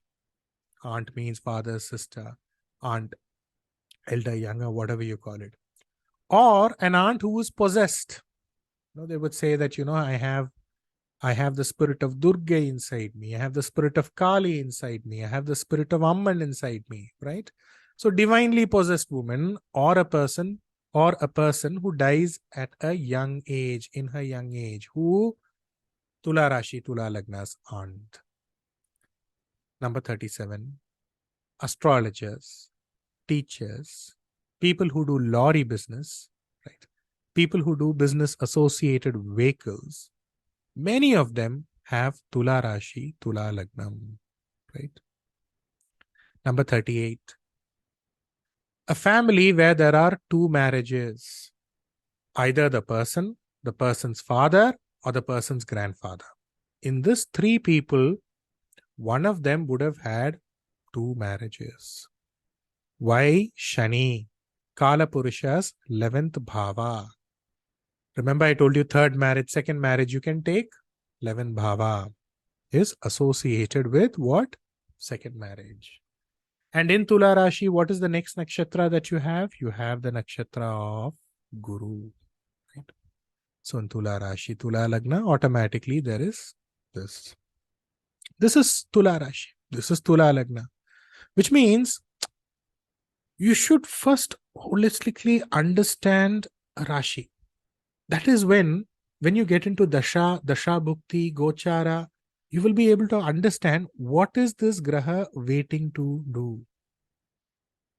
A Graha which is operating a Dasha in Tula Rashi, Tula Lagna. Somebody is coming and telling you, sir, I started this business, that business. I'm not getting that type of profit.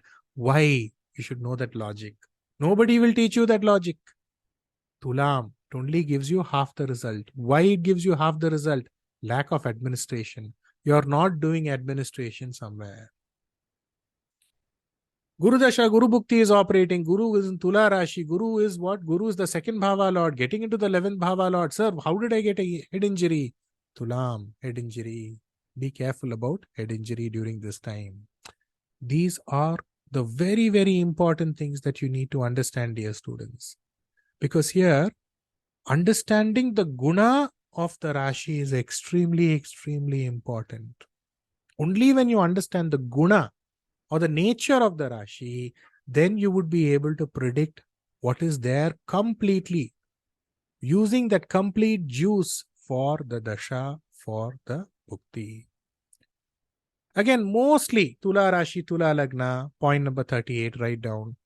They will keep changing from one place to another place, from one land to another land, from one house to another house, or one land or one place to another place. Always there would be a change. Number 40, they will be helpful people. They will like to help other people. Number 41, as it is, I already told you, doctor will write something in a chit of paper as a prescription. They will go to a medical shop. They will not get the medicine of their choice. Number 43, since the fourth bhava is Shani which indicates Rogha. Fourth, as per the Kala Purusha, it indicates what? Water. Then automatically, during their young age, they will have problems associated with water, which is what? Cold problem. They will have cold, sneezing, cold. All of this will be there for Tula Rashi. Number 44. They will grow up, especially we are talking about young age when they are born. They will grow up in an old house or a house which is not maintained well, right? When they are small, right? Old house, not well maintained house. A house which is, being broken somewhere here and there. All of this will be there. Again, I told you the reason, considering Tulam and a barren tree. There will always be at least one barren tree wherever they are. Right? It can be a mango tree, it can be a coconut tree, it can be a guava tree, any tree. Somewhere it would not give flowers and fruits. One tree, right? Don't tell every tree, right? Next is, in Tula Rashi is where you have Swati Nakshatra, right? You have Swati Nakshatra in Tula Rashi. Swati is a nakshatra which is the birth nakshatra of Lord Narasimha, right? Who has a Ugra, who has a physicality which is Ugra, right? His physique is Ugra, right? It is something which you cannot just like that look at, right? So those who have this Rashi Lagna, right? Those who have this Rashi Lagna, some of them, not many of them, some of them, they would be left-handed, right? Some of them, many of them, not many of them, they would have 6 fingers, right? Because we have the nakshatra of Rahu. Again, this is also a Rashi which indicates people who are lost and found, things which are lost and found, right? Both people who suddenly disappear from the family, who suddenly disappear from their relatives, suddenly they will give an attendance after a long time.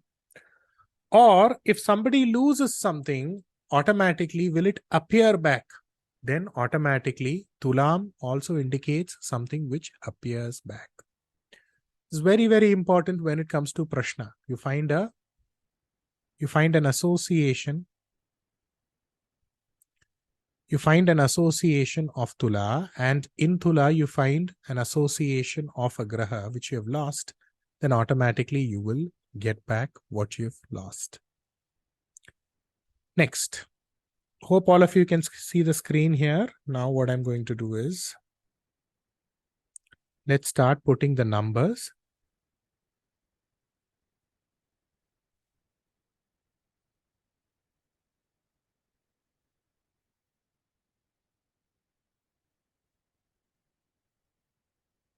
One, two, three, four. So please draw the Rashi Chakra. So here, let's start now. Draw the Rashi Chakra. Hope you have drawn the Rashi Chakra, all of you. Here, the Lagna and the Ashtama Bhava are ruled by the same Graha, right? Which is Venus. And in the Lagna, you have Saturn, which gets debilitated, right? Which means the Lagna, Ashtama Bhava, Shani automatically means from a young age or during their young age, they would be separated from the father and mother, right? Which means they would either live with a father or either live with a mother, right? So either the father or mother, they would just be traveling somewhere, or they would put them somewhere, or they would be living with somebody else. This is for every Tula Rashi. Again, since the Lagna and the Ashtama Bhava are associated, they will go through a court case. They will go through a surgery, right? They will go through an accident, right? And they will also have the capability of going about and looking at things from a very, very different perspective, which is in the form of deciphering omens, getting into the metaphysics of things. So divination, metaphysics, anything which is different or psychic will easily come to them. Why? Because the 8th indicates mysteries, which means they can turn out to be very good astrologers as well, right? People who also go about and tell that this will happen, that will happen using omens, right? Since the Lagna and the Ashtama Bhava are the same, there is lot of possibility for them to get LIC income, right? There's a lot of possibility for them to get retirement pension money, right? Fixed deposit money. Most importantly, the Ashtama Bhava also indicates bequest property, which means a property, money, which is given on will. So they will get something associated with the will. The father would have left behind a will. Somebody in the family would have left behind a will. So will come to them. Next is the 2nd Bhava Lord and the 7th Bhava Lord ruled by Mars. So after marriage, there would be development. After marriage, they would earn money, right? After marriage, there would be a possibility or a huge possibility where the wife is a working wife. At times, both the husband and wife would do partnership and earn money. Husband and wife may do partnership, but husband and wife will earn money independently. The 2nd and the 7th Bhava remain the same. Many Tula Rashi, Tula Lagna, they do partnership business, franchise business. The 2nd and the 7th Bhava remains the same, which means marriage within relationship or a marriage which is chosen by them, which means chosen by themselves, which is a love marriage. So either a marriage between relationship or between the relatives or as per their desire. The 3rd Bhava Lord and the 6th Bhava Lord remain the same, which is Guru. The 3rd Bhava Lord means change. The 6th Bhava Lord means Utyoham, Udyoga, which means for the purpose of Udyoga, they will move from one place to another place. They will get a good job. They won't stick on with one place. They will have loans. Owing to younger siblings, they would be affected. Owing to their self-effort, they will get job. Owing to their self-effort, they will succeed in interviews. The fourth Bhava Lord and the fifth Bhava Lord are ruled by the same Graha, which is Shani. They will get property away from where they reside in a distant land. Property in a distant land or a far-off land. While they are building their own property, in the family there would be a death. Again, property for them would be delayed. Why? Because Shani indicates delay. If you ask them what their desire is, their desire won't be to go into an apartment. Their desire would be to buy an empty land and build a house for themselves there. That is the desire of every Tula Rashi, Tula Lagna when it comes to housing and property. Near every Tula Rashi, Tula Lagna, definitely there will be a temple or a teacher or a school will definitely be there. Next. The 9th Bhava Lord and the 12th Bhava Lord remains the same. The father would be in distant land. He would travel. Father will do two forms of work. Father will have two sources of earnings. Number 3, for the father, there would be a lot of medical expenses. Right. Here, remember, the 9th bhava for Tula becomes the Mithuna. Mithuna itself means what? Duality. Which means father will have two sources of income. Like, he would be working somewhere, he will be earning commission somewhere, he would be a tailor somewhere. Somewhere there would always be two sources of income. The 10th bhava becomes the bhava ruled by moon. Agriculture, astrologer, teacher, food, all these businesses or activities related to them will have interest, or people who have Tula Rashi will have interest. Again, night duty, night shift, going to a foreign land, all of this will come to them and they will have interest. Chandra means movement. Chandra means night. So that is the concept that I'm using here. For the purpose of job, they would change their place. Again, job will always be unsteady. Why? Because moon is always unsteady. It will have ups and downs.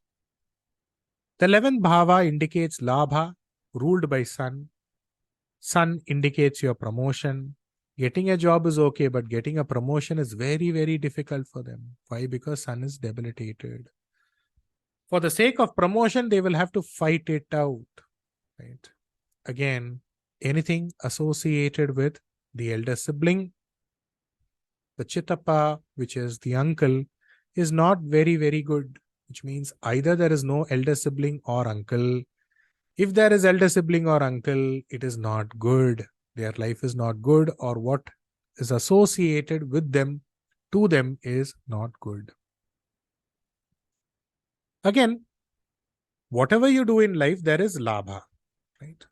So anything associated with labha, or whatever their desires are, whatever their great abhilashas are, it would take a lot of time for it to come to them. Why? Because the 11th bhava lord is debilitated.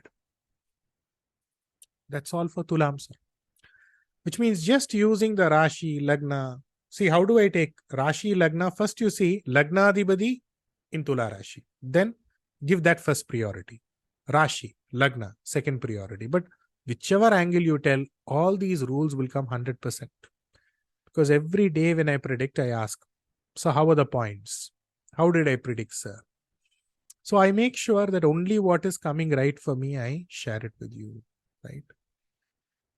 Tula Rashi, Tula Lagna, Lagnadhipati in Tula Rashi. Definitely father will have one younger sister.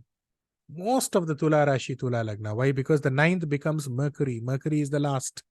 So the father will have one last member in the family, right? So there can be so many things that I can add on, right? Which means, irrespective of whether you look at a horoscope with grahas, this has to be connected with that, or that has to be connected with this. That is the way to put it. It cannot function away from this rule. It has to be associated with this rule, right? And this is very, very important. Why? Because using this, only when you understand this, you would be able to go into the sub rules. You would be able to use this beautifully for Aruda Prashna, numerology. You can apply it as days go by, and obviously I would be there to teach you on this. Now, as I told you, Tula always indicates the center portion of a place, which means, which is the center of your town, Tulam. Tulam also indicates marriage halls. So wherever there is a marriage hall, it is Tulam. Again, there's another thing associated with Tulam. Whichever graha is in Tula Rashi, right? Otherwise, Tula Rashi, Tula Lagnam, right? They will starve for a certain period of time without food. In fact, their death would be owing to starvation. Some people would be admitted into the hospital, and for literally about 2 or 3 or 5 or 10 days, they won't be eating. Tula Rashi, Tula Lagnam, Lagnadhipati in Tula Rashi. Or for whoever has a graha in Tula Rashi, Tula Lagnam, automatically you can predict death will happen like that. Again, Tula Rashi, Tula Lagnam, for a few days, they will go through a little bit of difficulties, poverties, and they will come up, right? How do you accentuate the Tula Rashi? Go and attend festivals. Go and attend marriages. Whoever is giving you a marriage invitation, go and attend that marriage. It is always considered to be good, right? Go and attend temple festivals. It is good. Again, see if you can pull the temple chariot along with others, obviously, not alone. Or at least watch the festival where they pull the temple chariot, right? So, only when you understand the quality or the guna of that Rashi, then when it comes to the graha, which is going to run the Dasha Bhukti in that Rashi, you will be able to predict, right? Which means teaching astrology is not a big thing. Anybody can teach. But teaching you in a uniformed fashion, teaching you procedure-wise, not anybody can do, right? Later on, once we come towards 10 months, by 10 months, we would have covered 10 bhavas. Right? Then I would also introduce practical classes. Every week there would be practical classes wherein I would give horoscopes, tell you to predict, tell you how to predict, guide you how to predict, guide you where to start, where to end, where to put a full stop, where to put a comma. All of this will be coming, so you don't have to worry. So immediately don't jump to the top. Step by step, it would be layered and it would come to you, right? Because many people, they would immediately go to PhD. If you ask them what are the 27 nakshatras, they would have no idea, right? Again, next month, what would happen? The first bhava would start, right? Again, post you finish the first bhava, that would be again an amazing way as to how you can start looking at astrology. Now we will just take a 10-minute break and then we would resume the session for Vrishchaka and Dhanusha. So we have to complete Vrishchaka and Dhanusha. We will just take a short 10-minute break and we would resume. Yeah, I want to ask you one thing. Sure, yeah. I think I have missed one thing. Sure, yeah. In Sun Dasha, that is difficult for Tula Rashi, that you want to say? So be careful about in Sun Dasha or Bhukti. I didn't tell you Sun Dasha. That point I have missed. No, I didn't tell you about Sun Dasha. Dasha, even say head injury may be possible. In which If Dasha there is a that may be Graha, let's say you're going through a Dasha. Let's say you're going through a Bhukti. And the Dasha okay. Lord, right? Let's say somebody is going through a Guru Dasha, Mars Dasha. Okay. And the Dasha Lord Mars is in Tula. Then you should be careful about your head. You will hurt your head somewhere. Okay. Right here. Yeah. Okay. Anybody else has any doubts? See, it does not only have to be doubts, because whatever I'm giving you is prediction. So if somebody has, Tula Rashi, Tula Lagna, Lagnadipati in Tula Rashi, one by one you give the points. And you would be amazed how each and every point is coming. Right? So anybody has any doubts? Okay. So 10 minutes, 10 to 15 minutes, we would resume the session.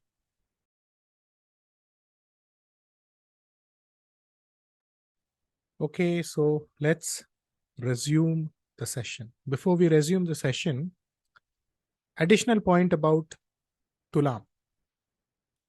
Tula always signifies 7 people, right? So let's say Sun is in Tula Rashi. In the father's family, there would be 7 people. Moon in Tula Rashi. Mother's family, there would be 7 people. Now, I don't want you to come up with this logic that, sir, in today's generation, 1 child itself is big. 2 children, big. How come 7? No. My goal here is to make sure that I teach you the rules. Why? Because in the coming generation, it can function in so many different ways, right? And you should know this, which means, let's say you have a client who's coming to you who has a Tula Rashi or a Tula Lagna, then always you should keep this number 7 in mind. When you're going for a job, when you're going for a work, when you're going to cement a business deal, consider taking 7 people, right? Or if you're planning to divide something, divide it into 7 portions. So you should make use of this rule intelligently based on the Kala Desa Vartamana. If you're going for an alliance for your child or for yourself, take 7 people along with you, right? Share the property, divide the property in 7 halves, right?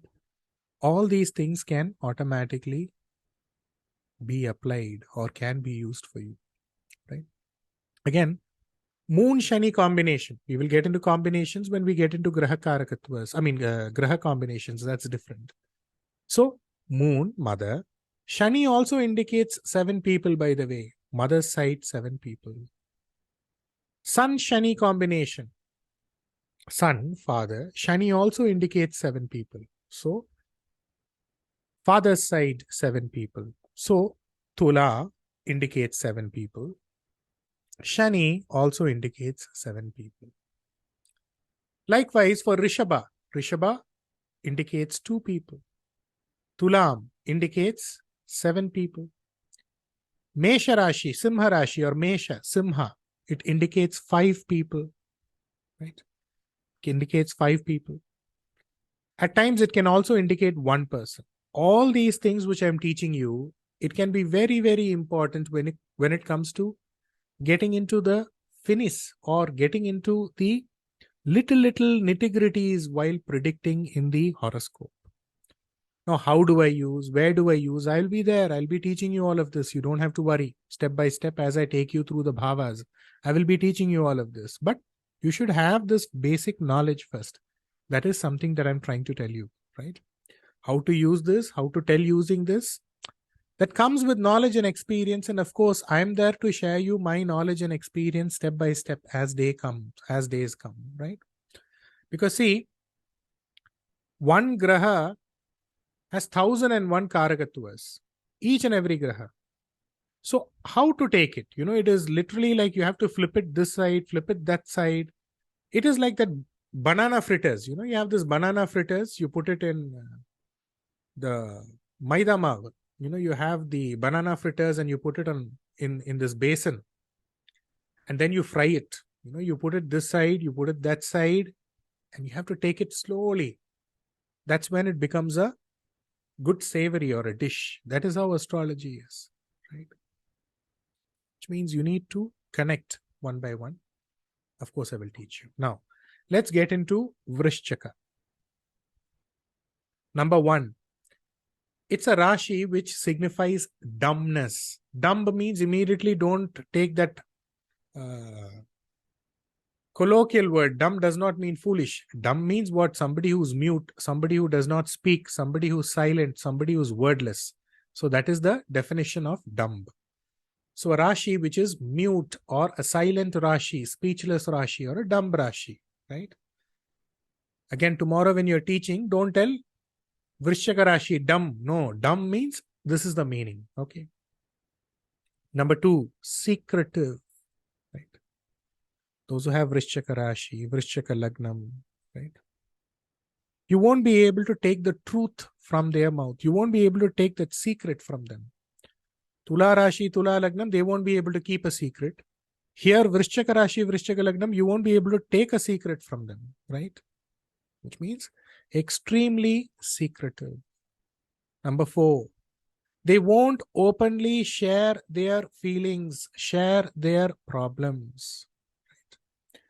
Let's say Lagna Lord, or let's say Vrishchaka Rashi. Let's say you have a girl in the family, right? Whatever problem they are going through, they won't keep. They would keep to themselves. They won't share with others. But if you keep pressing, if you keep pestering them, days after days, if you keep pestering them and asking them, what is your problem? Tell me your problem. The moment they open their mouth and start sharing their life history, you will be surprised, right? You will be surprised and you will ask that same girl, how is it that in spite of all these problems, you are able to bear everything and continue with your life? Which means, whatever difficulties they have, they won't openly share. The moment they share, it means they've reached a peak, right? That is the way they are, right? Which means somehow they won't be able to share. They would just keep everything inside their mind, and in that mind, they would go on getting confused or getting into a state where they keep fretting about their problems, right? So number 5, extremely secretive. What do you mean by extremely secretive? Go to any Vrishchaka Rashi, Vrishchaka Lagna, Lagnadhipati in Vrishchaka, and ask them, how much of debts do you have? He would say 2-3 lakhs, right? Sit with him for 2-3 hours and keep asking me. 2-3 lakhs is not possible. Keep asking, tell me the truth. How much of debt do you have? How much of debt do you have? Slowly it will come out. I borrowed 5 lakhs from my uncle. I borrowed 6 lakh from my in-law. From my wife's side, another 8 lakhs. Like this, as you keep talking to them, talking means you should pester them. They won't openly tell you what is inside. If you go on asking them, by a conversation that you have with them for 3 hours, you will get to know that this 2 lakhs, 3 lakhs of debt is actually 30 lakhs to 40 lakhs. Let's say you complete the 3 hours. After the 3rd hour, 4th hour, another 10 lakhs will come from somewhere, right?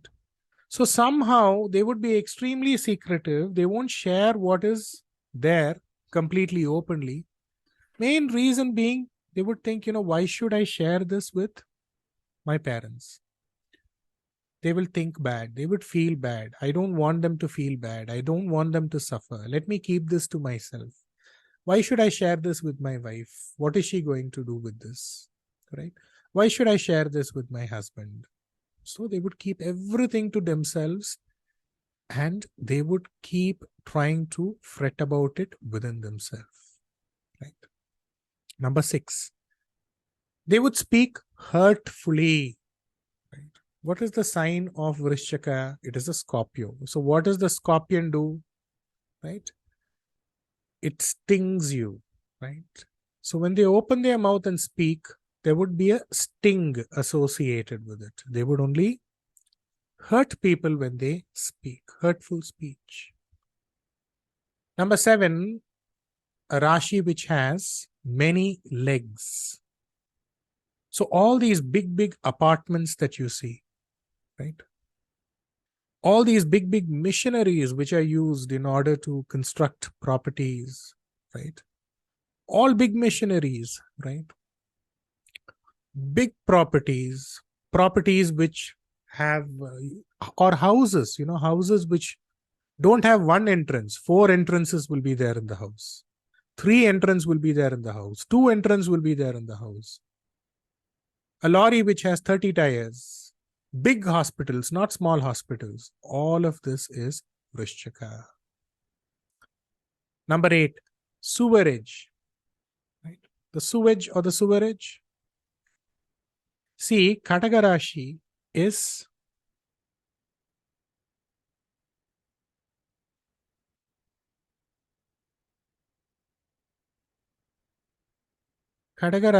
flowing water. So water that does not stagnate anywhere. So the water here is fresh. But here, Vrishchika Rashi is a water which is stagnant. So let's say in a place, in a pond, water is not moving, it is stagnant. What would happen after 2 months? There would be insects, worms, tadpoles, frogs, snakes. Finally, it will become a drain or a drainage. That is Vrishchika Rashi. Number 9, anything which is spoilt. Anything which is spoilt is Vrishchika Rashi. See, this is the 8th Rashi of the Kala Purusha, right? And here, moon gets into a debilitation. And moon becomes the 9th lord, right? And moon becomes the owner of the BADHAKA sthana, which is the 9th bhava becomes the BADHAKA sthana, right? Which automatically means 9th indicates one's father. So this is a Rashi which is not good for the father. If a child is born in Vrishchika Rashi, immediately after birth, there would be problems associated with the father. The child will not be attached with the parents. Why? Because moon is debilitated. The 9th bhava becomes the Badhaka. Somewhere there won't be close attachment with the father and mother. Right. Number 11. In this Rashi, in this Lagna, when somebody is born, then in the early days, which means as soon as the child is born, the father will have to go through difficulties. The father will have to go through poverties, right? The father will have to go through Ganda or Dosha, right? This is for every Vrishchika Rashi, Vrishchika Lagna. Number 12. Many people, they would be away or separated from the... Somebody mute.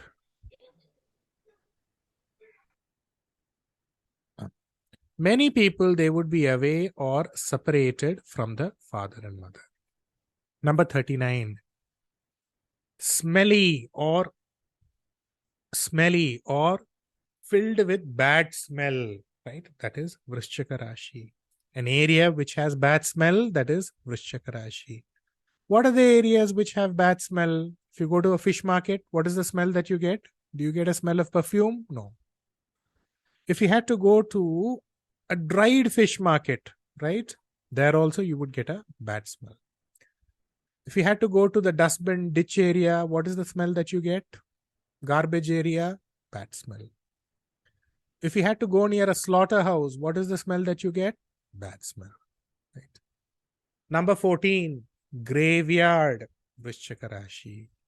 Number 15, in the hospital, the mortuary, where they keep the dead bodies, that is the Vrishchika Rashi. Number 16, write down.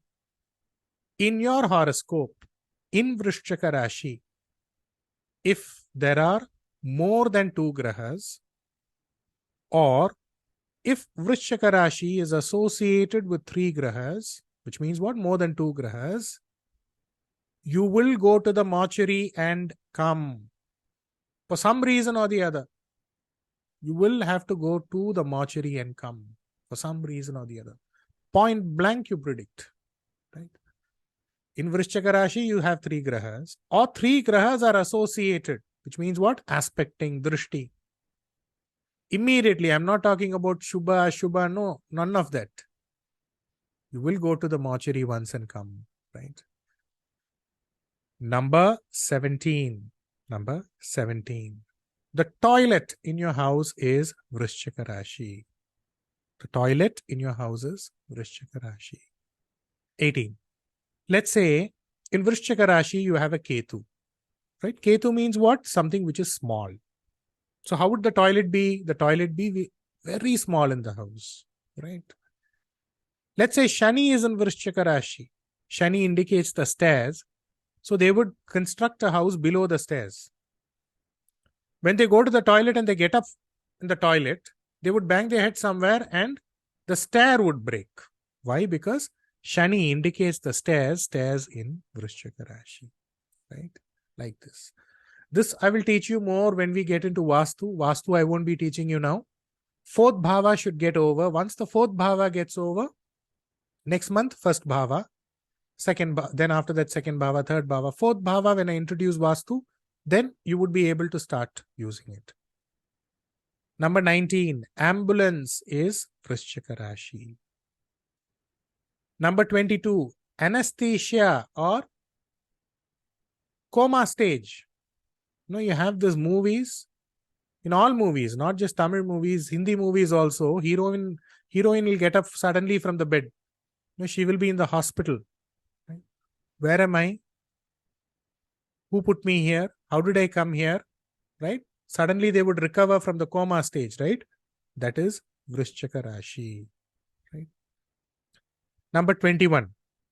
A graha which is there in the Vrishchaka Rashi, whichever graha is there in the Vrishchaka Rashi, Moon in Vrishchaka Rashi, Mars in Vrishchaka Rashi, that graha Karakathwa or the jiva associated with that graha will go into a coma stage at least once in life. Somewhere. Right? Mars in Vrishchaka Rashi, brother will go through a coma. Coma means what?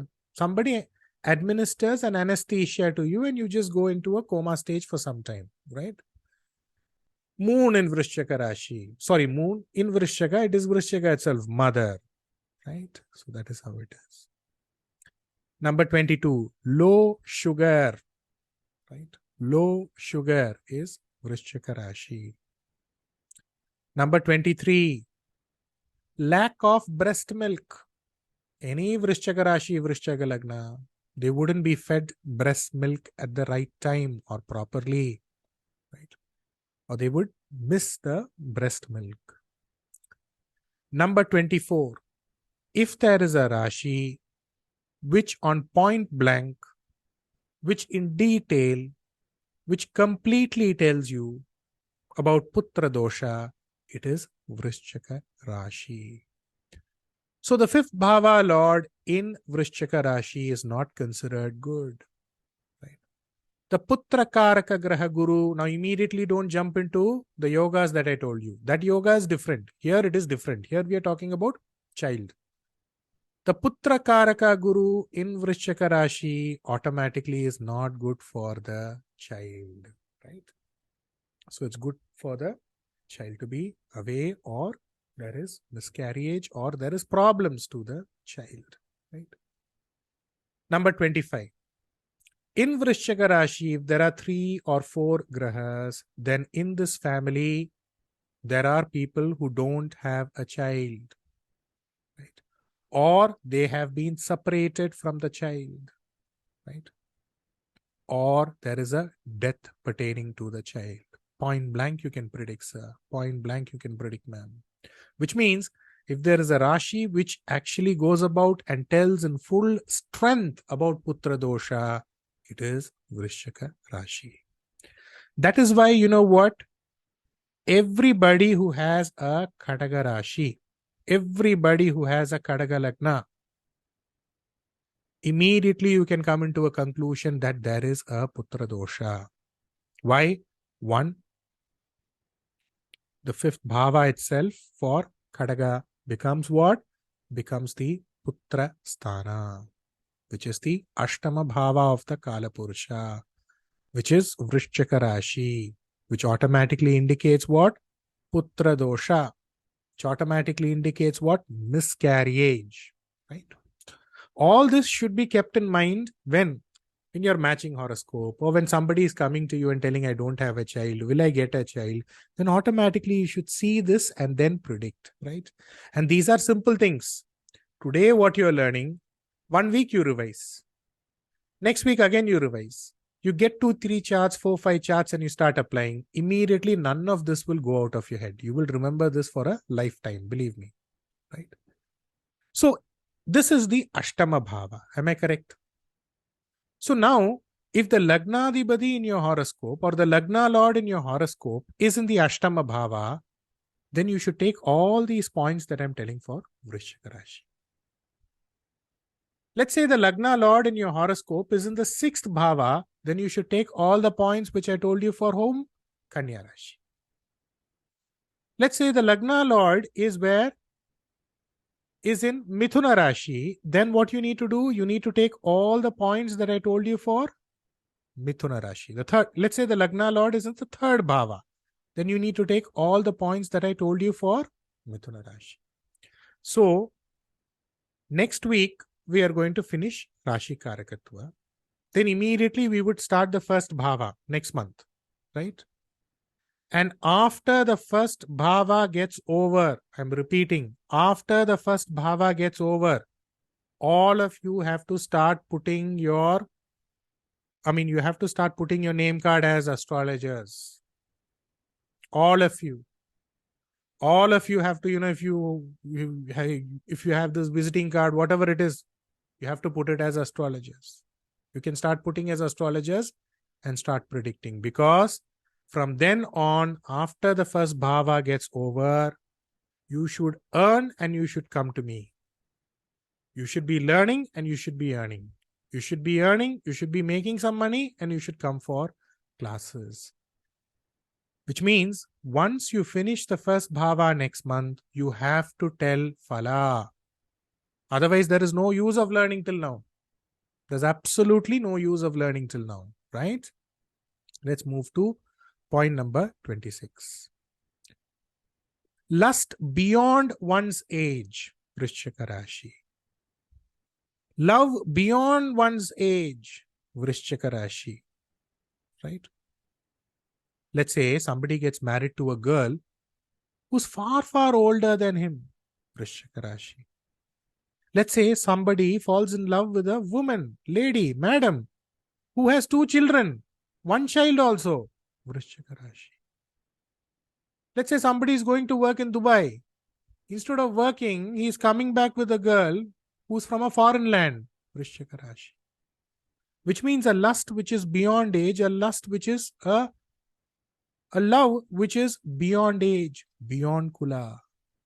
Which means, point number 27, a love, lust, which is away from one's community or away from one's acceptability as per community. Right? Socially acceptable? No.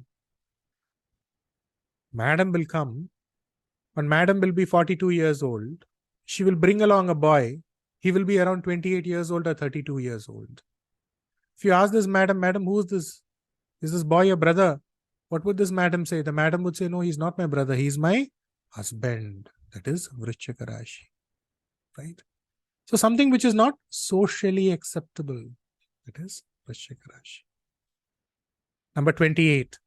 Love won't have quality in Vrishchika Rashi. There is no quality in love. Why? Because Chandra gets debilitated here. Right? Number 28. Poisonous creatures, poisonous insects, cockroaches. If you find a lot of cockroaches in one place, Vrishchika Rashi. Number 29. Old temple. there would be an old temple near wherever the Vrishchaka Rashi is residing in, Lagna is in. Right. Number 30, a barber or a saloon. Wherever there is Vrishchaka Rashi, Vrishchaka Lagna, nearby there would be a barber. Nearby there would be a saloon. Or, they would be talking everything. They won't talk anything with anybody. They will be talking everything with the barber. They will go to the saloon and speak to the barber or the person in the saloon. That is Vrishchaka Rashi, Vrishchaka Lagna, Lagna Adhipati in Vrishchaka. Number 31, petrol bunk, right? Petrol station, gas station for people who would listen from outside India, right? Oil wells, Vrishchaka Rashi, right? Number 32, it is called as a Pralaya Rashi, which signifies a deluge. So if there is an earthquake, if there is a huge lightning, thunder, all of this comes under Vrishchaka Rashi. So number 33, in this Rashi, if there is a Mars or if there is a Sun, right, then one should be careful about making travels, especially when it is a rainy season, when there are thunderstorms, lightings, or when they say that, this is a earthquake afflicted zone, be careful, right? All this is something that they need to be careful about. In fact, as per the GOCHARA, a lot of astrologers had shared in the social media. When there was a transit of Mars in Vrishchaka, that is when late General Bipin Rawat, right, who was the first chief of Army, Navy, Air Force, all three defense, he had a helicopter crash, right, and he passed away with his family, right. Number 34, slum areas is Vrishchaka Rashi. The outer area of the city, Vrishchaka Rashi.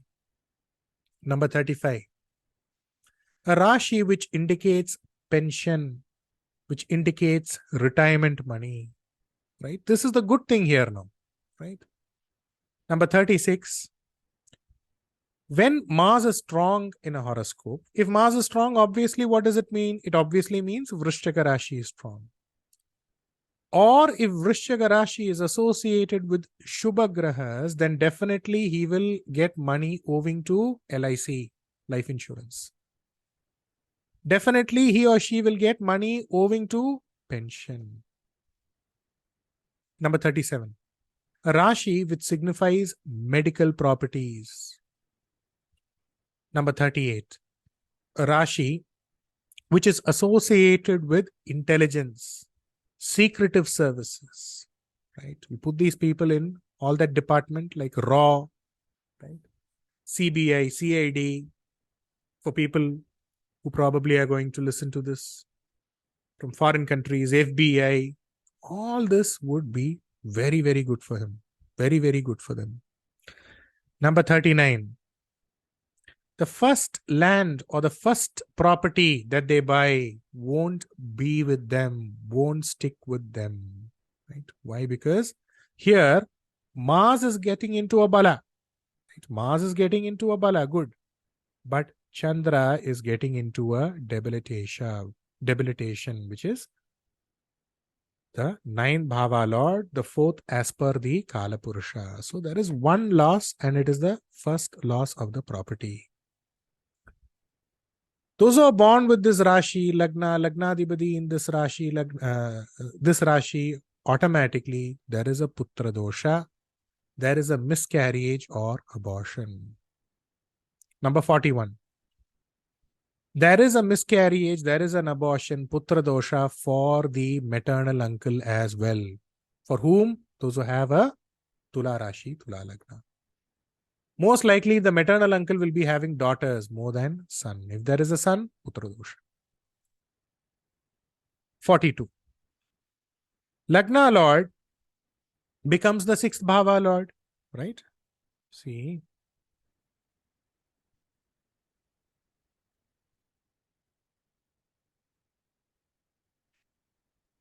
Lagna Lord becomes the 6th Bhava Lord, which means those who have a Vrishchaka Rashi, they will get a good job.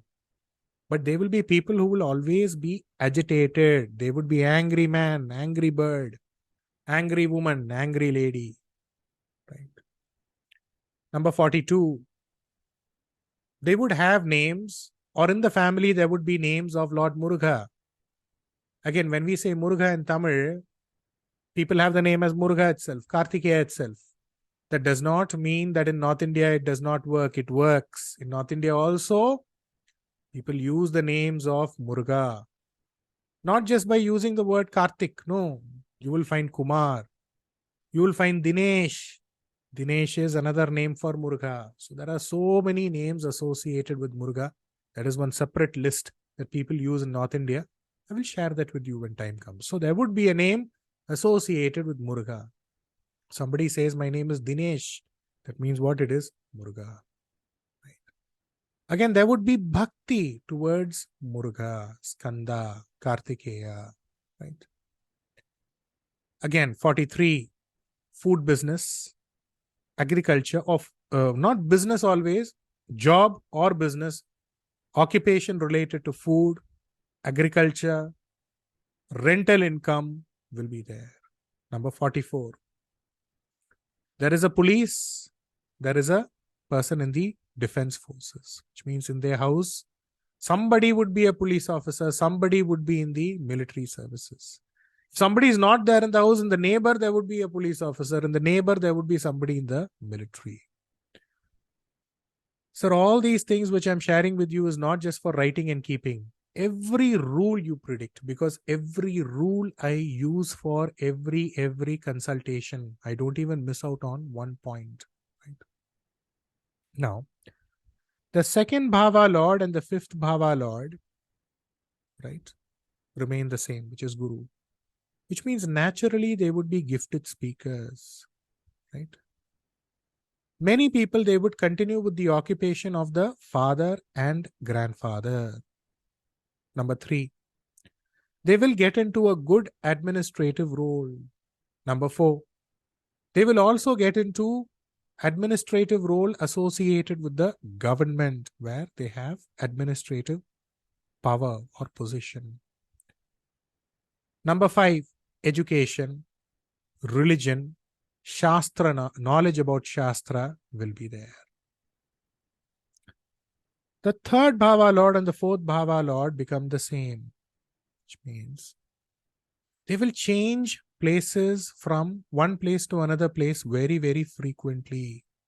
They will change houses very frequently. Number 2, near the house, there would be a temple dedicated to the goddess. In Tamil Nadu, Amman Koil, Amman temple.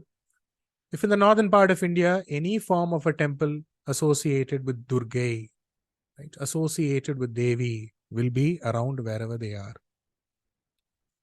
Number 3, there would be a delay in getting their house, getting their property.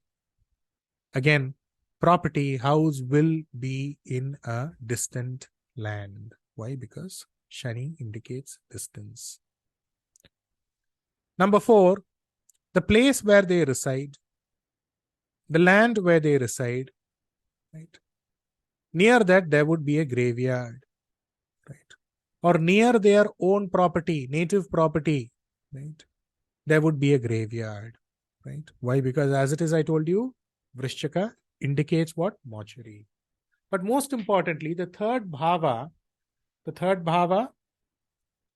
this, it indicates what? Memorials. So wherever there are memorials, somewhere there would be a property, or near the property there would be a memorial. The 7th Bhava Lord and the 12th Bhava Lord remain the same, that is Shukra. Right? The wife will do her own work or will have the intention to do her own business. Again, 7, 12. 12 indicates losses. So owing to the wife, owing to the partner, there would be losses. The Ashtamadhipati and the 11th Bhava Lord remains the same, which means what? They will go through court cases. They will go through accidents. owing to that, there would be a success. Every Vrishchika Rashi, Vrishchika Lagna, after success, after one accident, they will go through success in life. After one court case, they will go through success in life. Why? Because Ashtama Bhava, that also becomes the 11th Bhava of Labha. Right? Which means Vrishchika Rashi is a Rashi which indicates success in court cases and litigation. So let's say somebody has a Vrishchika Rashi, Vrishchika Lagna, right? And let's say, somebody is coming to you for a consultation and asking you, sir, this is a person's horoscope. I've put a case against this person. Will I win this case? Immediately, you should be careful in telling what?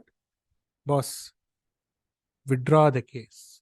Because Vrishchika Rashi, Vrishchika Lagna, difficult to win the case. Right? Sudden luck. People who have sudden luck. Who has sudden luck? Many people who own binami properties. Somebody's property, they will put in their name and keep. Vrishchika Rashi. The 9th Bhava Lord is Moon. Right? 9th Bhava becomes the BADHAKA sthana. Vrishchika Rashi, Vrishchika Lagna, the development of the father is not good. The father will have lot of ups and downs. Right? The moment of Vrishchika Rashi, Vrishchika Lagna is born itself. See here, where are we looking at father's horoscope, mother's horoscope, sisters, nothing. Where are we even putting the grahas? Without putting the grahas itself, I'm teaching you to predict, right? Again, they would work if they are working in, let's say, Vrishchika Rashi, Vrishchika Lagna, point number 2, write down. If they are working in a private company, the quality or the assets of the employee will depreciate as they continue to work with the owner. Which means if you want to go and destroy a company, close a company, right? Take 50 Vrishchika Rashi or Vrishchika Lagna and tell them to go and work in a company. By 2-3 years, not even 2-3 years, even before that, that company itself will go bankrupt. Why? Because who's your boss here? The 9th Bhava. 9th Bhava becomes the BADHAKA. 9th Bhava gets into a debilitation.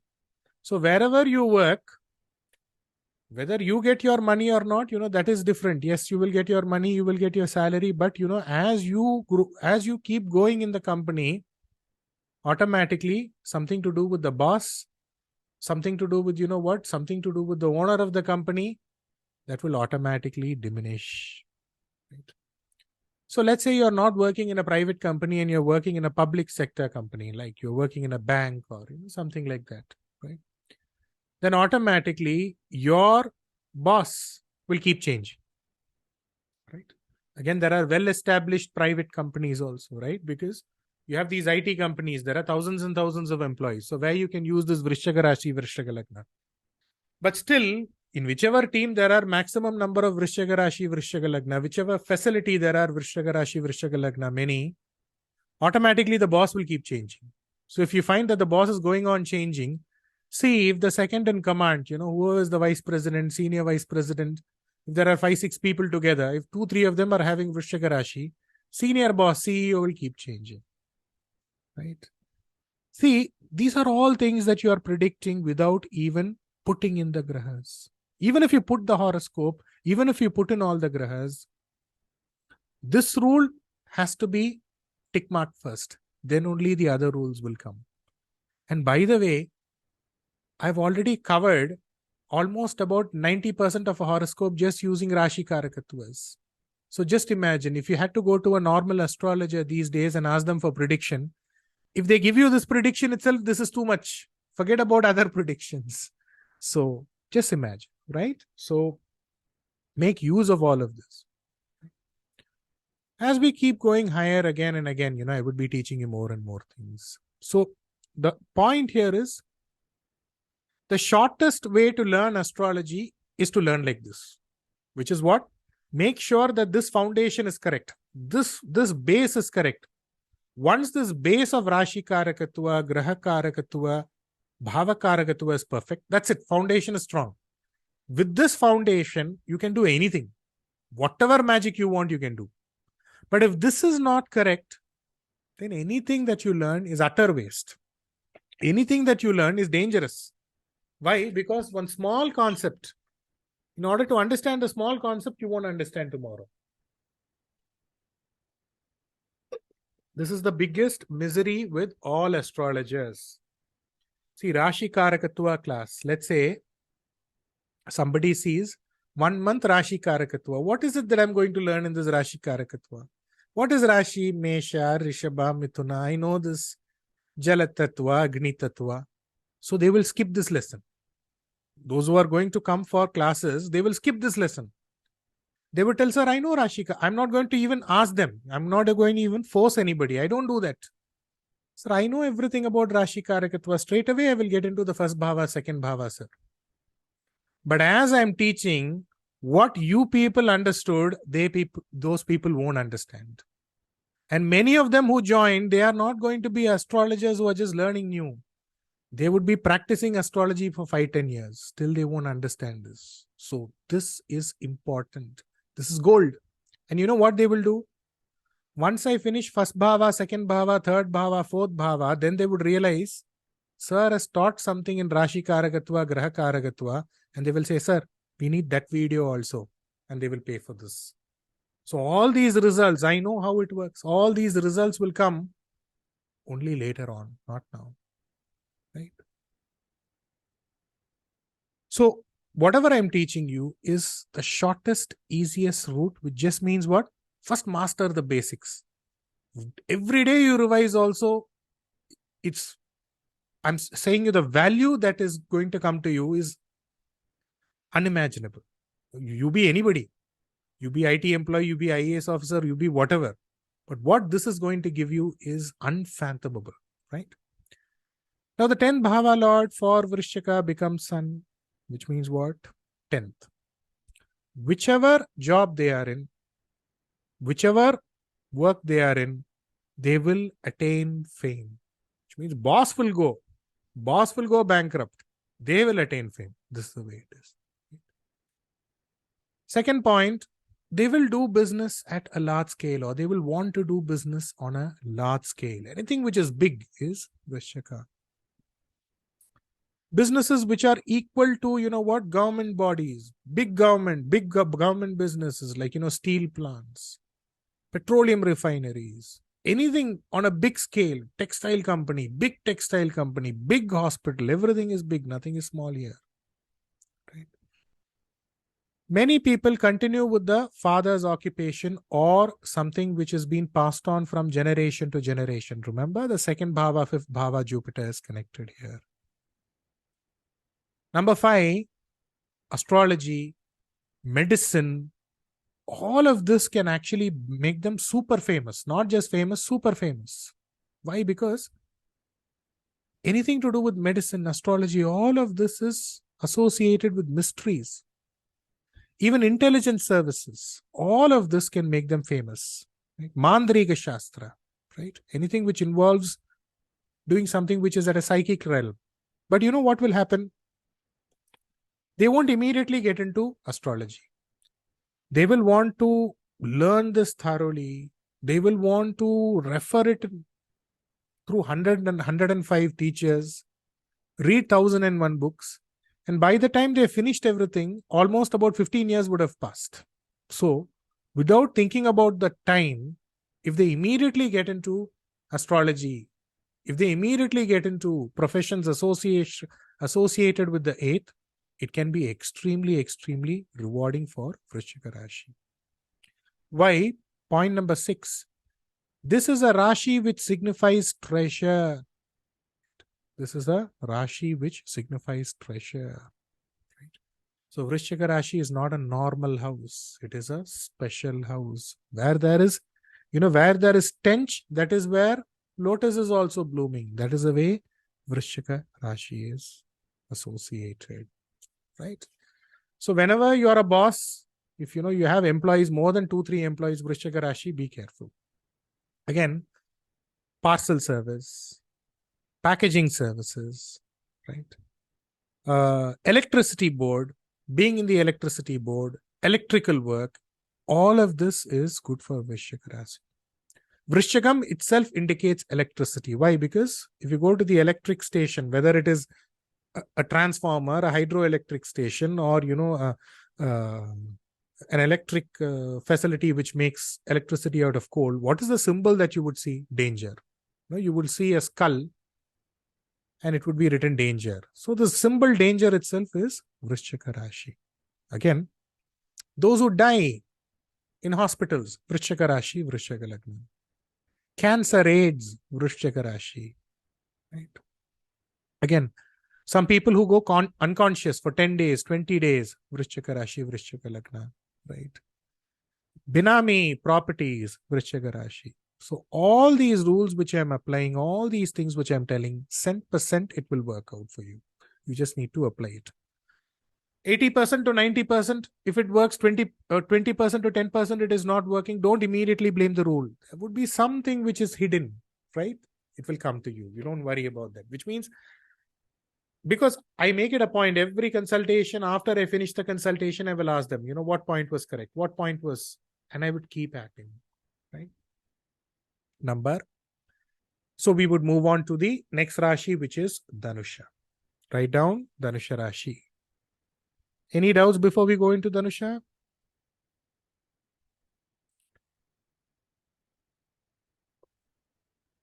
Just let me just fill some water and just a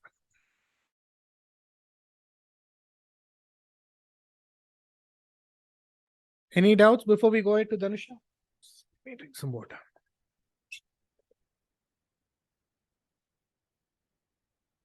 Okay. Write down Dhanusha. Dhanusha is very small, very short. Don't worry. Number 1, Dhanusha Rashi. Dhanusha Lagna. Whichever you want. Lagna, Lord, and Dhanusha. You can take it as it is.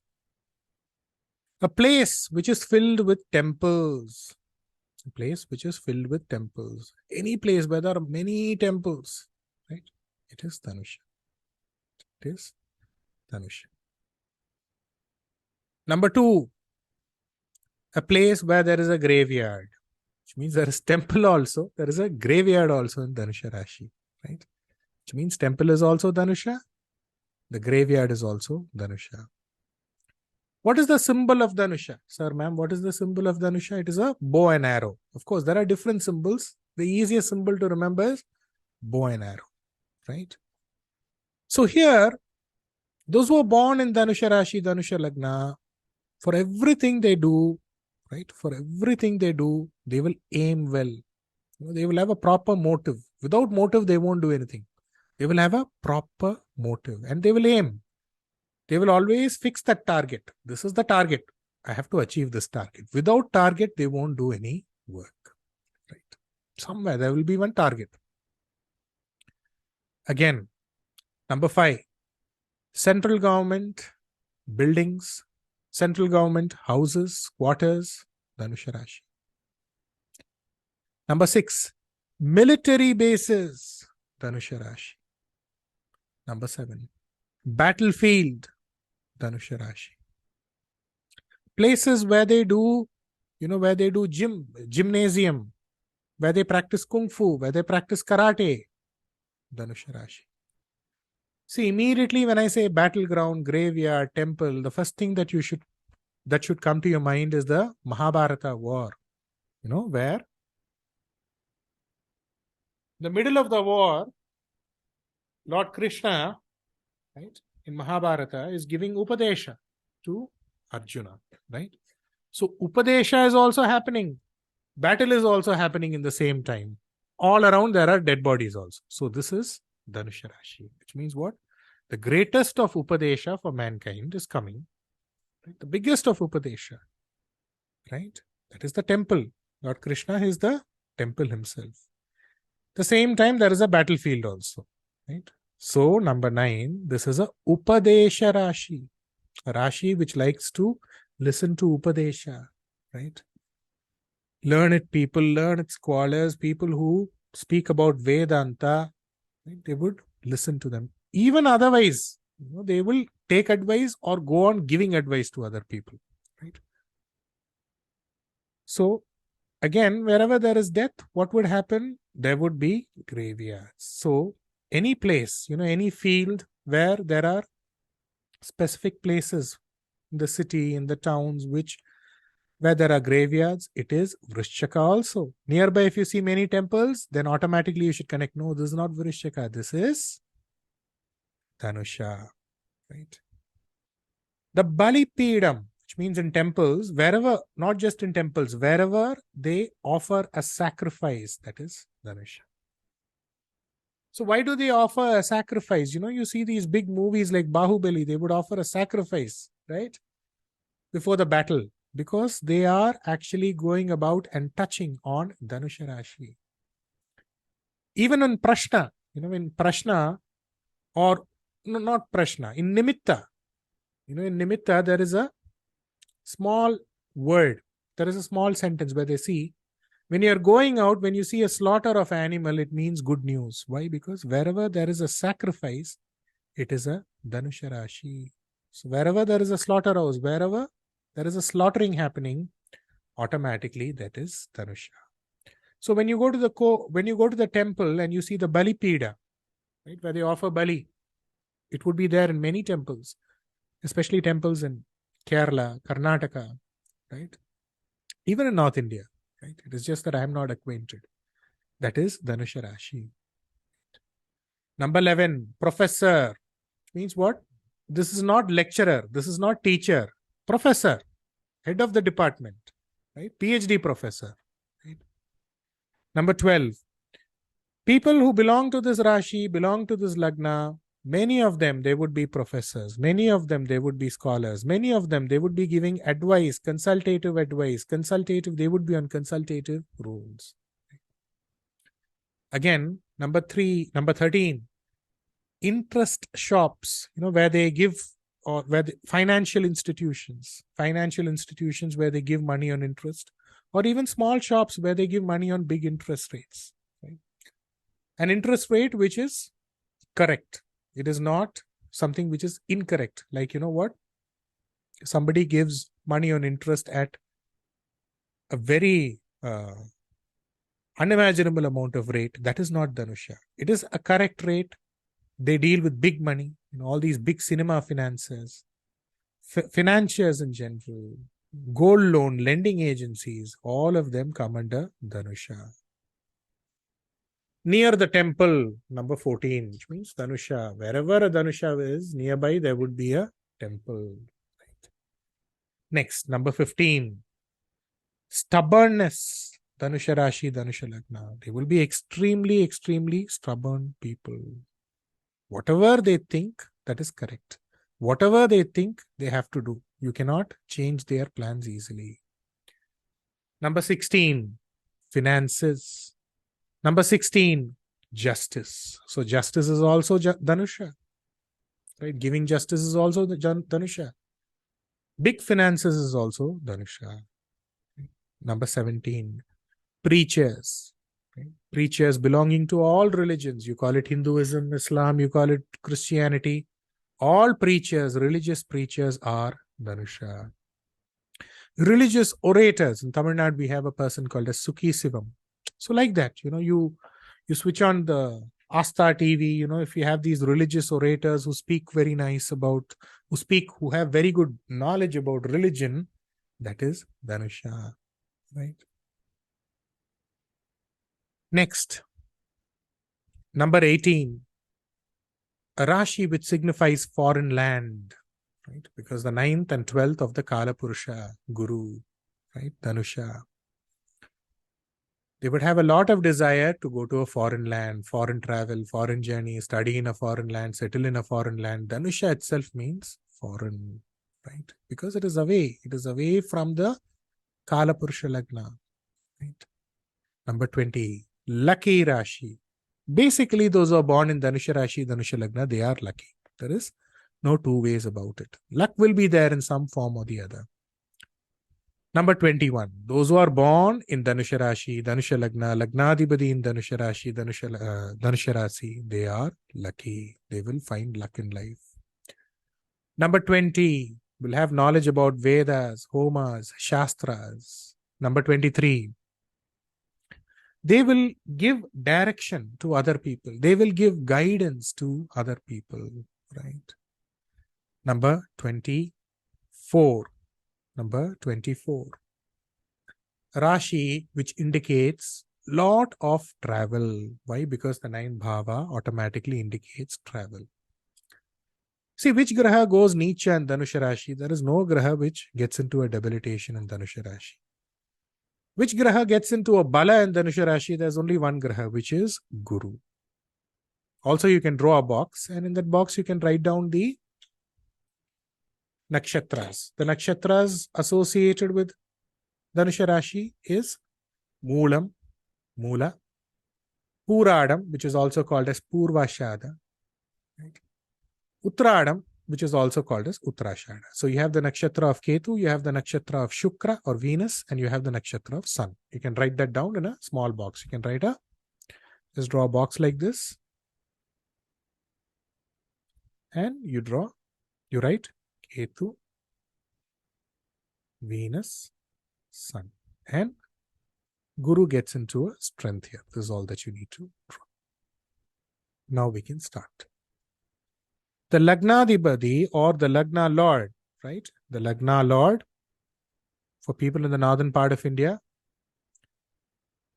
you can say the Lagnesha and the 4th Bhava Lord, which is also called as the Sukhesha, right? So the Sukhasthanadibadi or the Lagna Lord, both of them remain the same, which means this person will have property. This person will have land. This person will have conveyances in the form of vehicles. Number 2, at the same time, owing to a position, owing to a property, he will go through a lot of mental turmoil. Right? Why? Because the 4th becomes the Kendra for Ubhaya Lagna or Ubhaya Rashi, which qualifies for a Kendradipatya Dosham. Right? More will come on Kendradipatya Dosham as we get into the bhavas, but as of now, what is the rule? What is it? What is Kendradipatya Dosham? For Ubhaya Rashis, the Kendra Sthanas or the Ubhaya Kendras qualify to give Kendradipatya Dosha, which means what? A Graha getting into a Kendra Sthana 4, right? 7, 10, Graha getting into the Kendra Sthana, which are also Ubhaya Rashi, these are Ubhaya Rashis, qualify for a Kendradipatya Dosha. Kendradipatya Dosha for Guru and Buddha. For which Lagnas we are ideally talking about? Mithuna, Kanya, Dhanusha, Meena, right? So basically for Dhanusha, since the 4th Bhava also gets into a Kendradipatya Dosha, owing to a property, they will have a lot of difficulties, problems, mental problems. Again, owing to a position also, right? Why? Because the Lagna Lord itself gets into a Kendradipatya Dosha. The 2nd and 3rd Bhava remain Shani, which means what? Their earnings will keep fluctuating. It will keep changing. Why? 2nd earning, 3rd change. So there would always be a change or fluctuation in their earnings, right? Earnings won't be stable. There would be fluctuation. Again, commission, money associated with interest, right? Lot of people who have Dhanusha Rashi, Dhanusha Lagna, they would be into finance business. Will be there. Number 3, for the purpose of earning, they will change their place. Right? They will move from Delhi to Bombay, Bombay to Calcutta, Calcutta to Chennai, just for the purpose of earnings. Again, number 4, they will have lot of interest in music or singing, whether they are trained or not. You ask a Dhanusha Rashi, Dhanusha Lagna, they will somehow hum a tune. They will have a lot of fondness towards music and singing, and somehow they will sing or play a musical instrument. Either of that definitely has to be there with Dhanusha Rashi, Dhanusha Lagna. The 5th Bhava Lord and the 12th Bhava Lord remain the same. They also have a Putra Dosha. Right? Their children will live away from them. That is the easiest way as to how a Putra Dosha would work for them. Why? Because the 5th Bhava Lord, in its own sign, the 5th Bhava Lord is where Sun gets exalted. So good child will be there, but at the same time, there is also a Putra Dosha. Again, those who work in big organizations, big companies, companies which are like equal in turnover, equal in capacity, equal in reputation, like government companies, it's always Dhanusha Rashi, right? Which means company which has many businesses. You have these big companies which have many branches all over the place. There would be one mill, and the mill would have many branches. The mill would have many offices. IT companies, you have these big IT companies like TCS, Wipro, all of them associated with Dhanusha. Number 4, mostly Dhanusha Rashi is associated with what? At least one abortion. Putra dosha. If there is a child, the child will live away from them. The child will live in a distant place or a foreign land after a certain age. The 6th Bhava Lord and the 11th Bhava Lord remain the same, which is Shukra. They would like tasty food. It is not just about tasty food. The food should always be clean. Right? For whom? Dhanusha Rashi, Dhanusha Lagna, Lagnadhipati in Dhanusha. Again, association with food-related industry will be there. Again, 6th, 11th Shukra. Automatically, Dhanusha Rashi, Dhanusha Lagna. The biggest enemies would be women.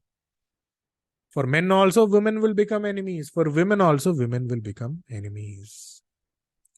6th Udyoha, 11th Labha. There would be a good Udyoha, good job. Again, 6th ailment, Shukra, which also indicates eye, which means most of the Dhanusha Rashi, Dhanusha Lagna, they will have problems associated with the eyes. They will be wearing spectacles. Why? Because Venus or Shukra becomes the 6th Bhava Lord. The 7th Bhava Lord and the 10th Bhava Lord, Mercury, remains the same. This again gets into a Kendradipatya dosha, which automatically means, number 1, most of the people who have Dhanusha Rashi, Dhanusha Lagna, their married life won't be great. There would be adripti, which means lack of satisfaction pertaining to marriage. So number 2, lack of satisfaction pertaining to marriage. Number 3, there are people in Dhanusha Rashi, Dhanusha Lagna who live or who separate from their partner. Number 4, owing to partners, owing to friends, owing to association, they will lose money. Which means this department called as customer, husband, wife, relationship, partnership, all of this is a minus for Dhanusha. So does it mean, sir, I should not get married or what? Does it mean, everything in life you have to have some partner? Or does it mean tomorrow if, you all are becoming astrologers, how can you say a Dhanusha Rashi, Dhanusha Lagna not to practice? You need customers. It just means you should keep customers where they are. You should not entertain them very, very closely. Otherwise, you would get into problem. Maintain a distance. That's all. Number 5, many people will do joint business. Why? Because 7th Bhava and the 10th Bhava remain the same. Many people will do a business on the wife's name. Again, after they do all this, they will get into problems. So this will also happen. That will also happen. Ashtamadhipati becomes the Attama Bhavadhipati becomes the Chandra. They would have problems, concerns pertaining to heart, pertaining to water. Water means what? Cold, wheezing, cold. All these problems will be there. Mother's health won't be great. Why? Because Chandra becomes the Ashtamadhipati. Mother's life is also not very, very great. Why? Because Chandra becomes the Ashtamadhipati. Again, Mother will keep having health issue. The ninth bhava becomes son. Father would be a religious man. Father would be a spiritual man. Now, don't say this for every Dhanusha Rashi, Dhanusha Lagna, because it's not that everybody is a spiritual man. Everybody is a religious man, because we can get that when it comes to Graha combinations more. So when it comes to Graha combinations, there you would get an answer to, what is the quality of the father. But in many cases, the 9 bhava lord and the 9 bhava. So somewhere there would be something to do with principle in the father's life. Again, the father would have qualities of knowing about medicine. Many people, they would buy medicine, they would know about medicine. Who? The father, right? Again, the person who has a Dhanusha Rashi, Dhanusha Lagna also would be religiously inclined, would be inclined towards religion.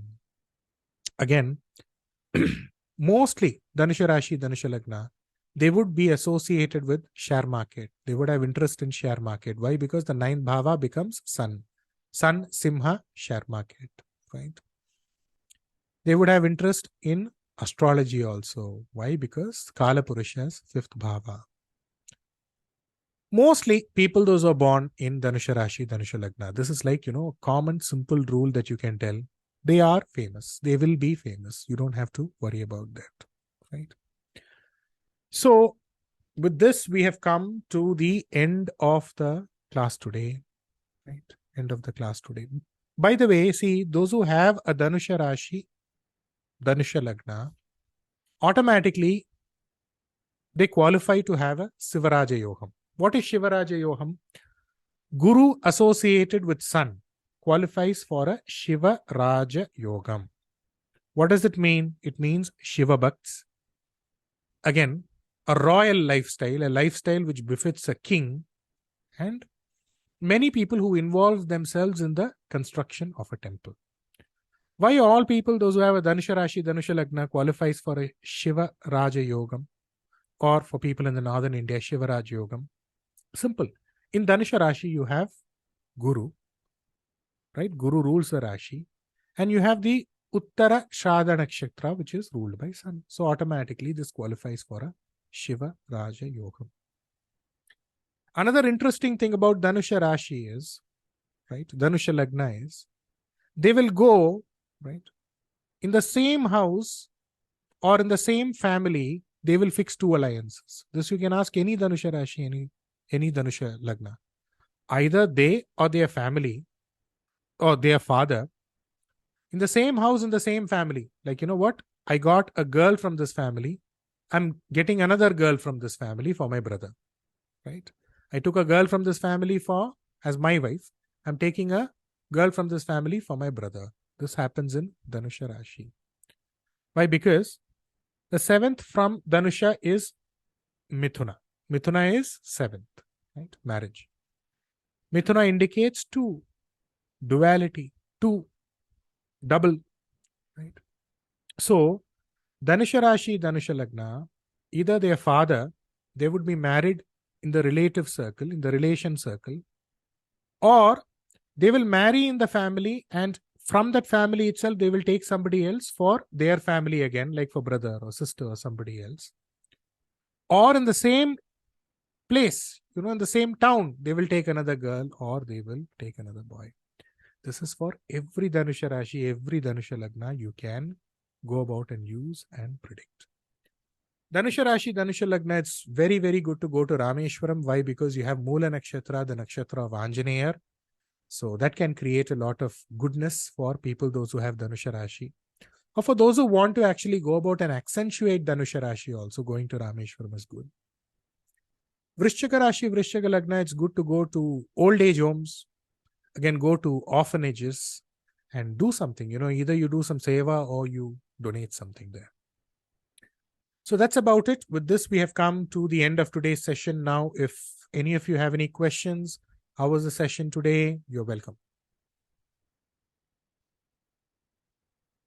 Anybody, any questions?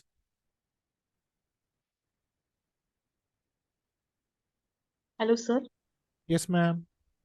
Namaskaram. Sir, the point, yes, namaskaram, sir. The point you told about same house and the same family for Dhanusha Rashi, they'll take 2 alliances. That is true, sir. Ma'am, everything which I'm telling is true. Okay, so practically it has happened. Everything, because, ma'am. Everything which I'm telling point by point, you can predict. It is just like you need to Actually- load and fire. Okay, sir. That is Every my point. husband. Is my husband? We had taken because Salarians was from a place, and for my brother, his wife also. He actually chose from the same place, sir. That is true. Good, ma'am. And Good. then one more thing, sir. This you were talking about this Shivaraja Yogam. You had told about the star.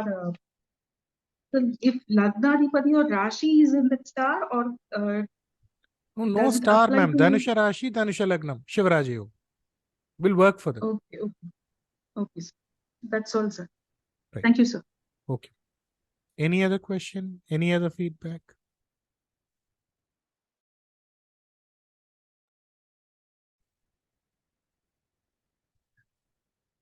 Thank you, Aya. Thank you. Thank you. First of all, I hope I was able to add value. Please revise. Please write down. Write down. Buy some good GSM bond paper. Write down, because what you are writing down is not just for today. It's for your generations. I'm again and again repeating. Nobody will teach you like this. It's for generations. It's like a big, big, big inheritance that you're getting. So make use of it.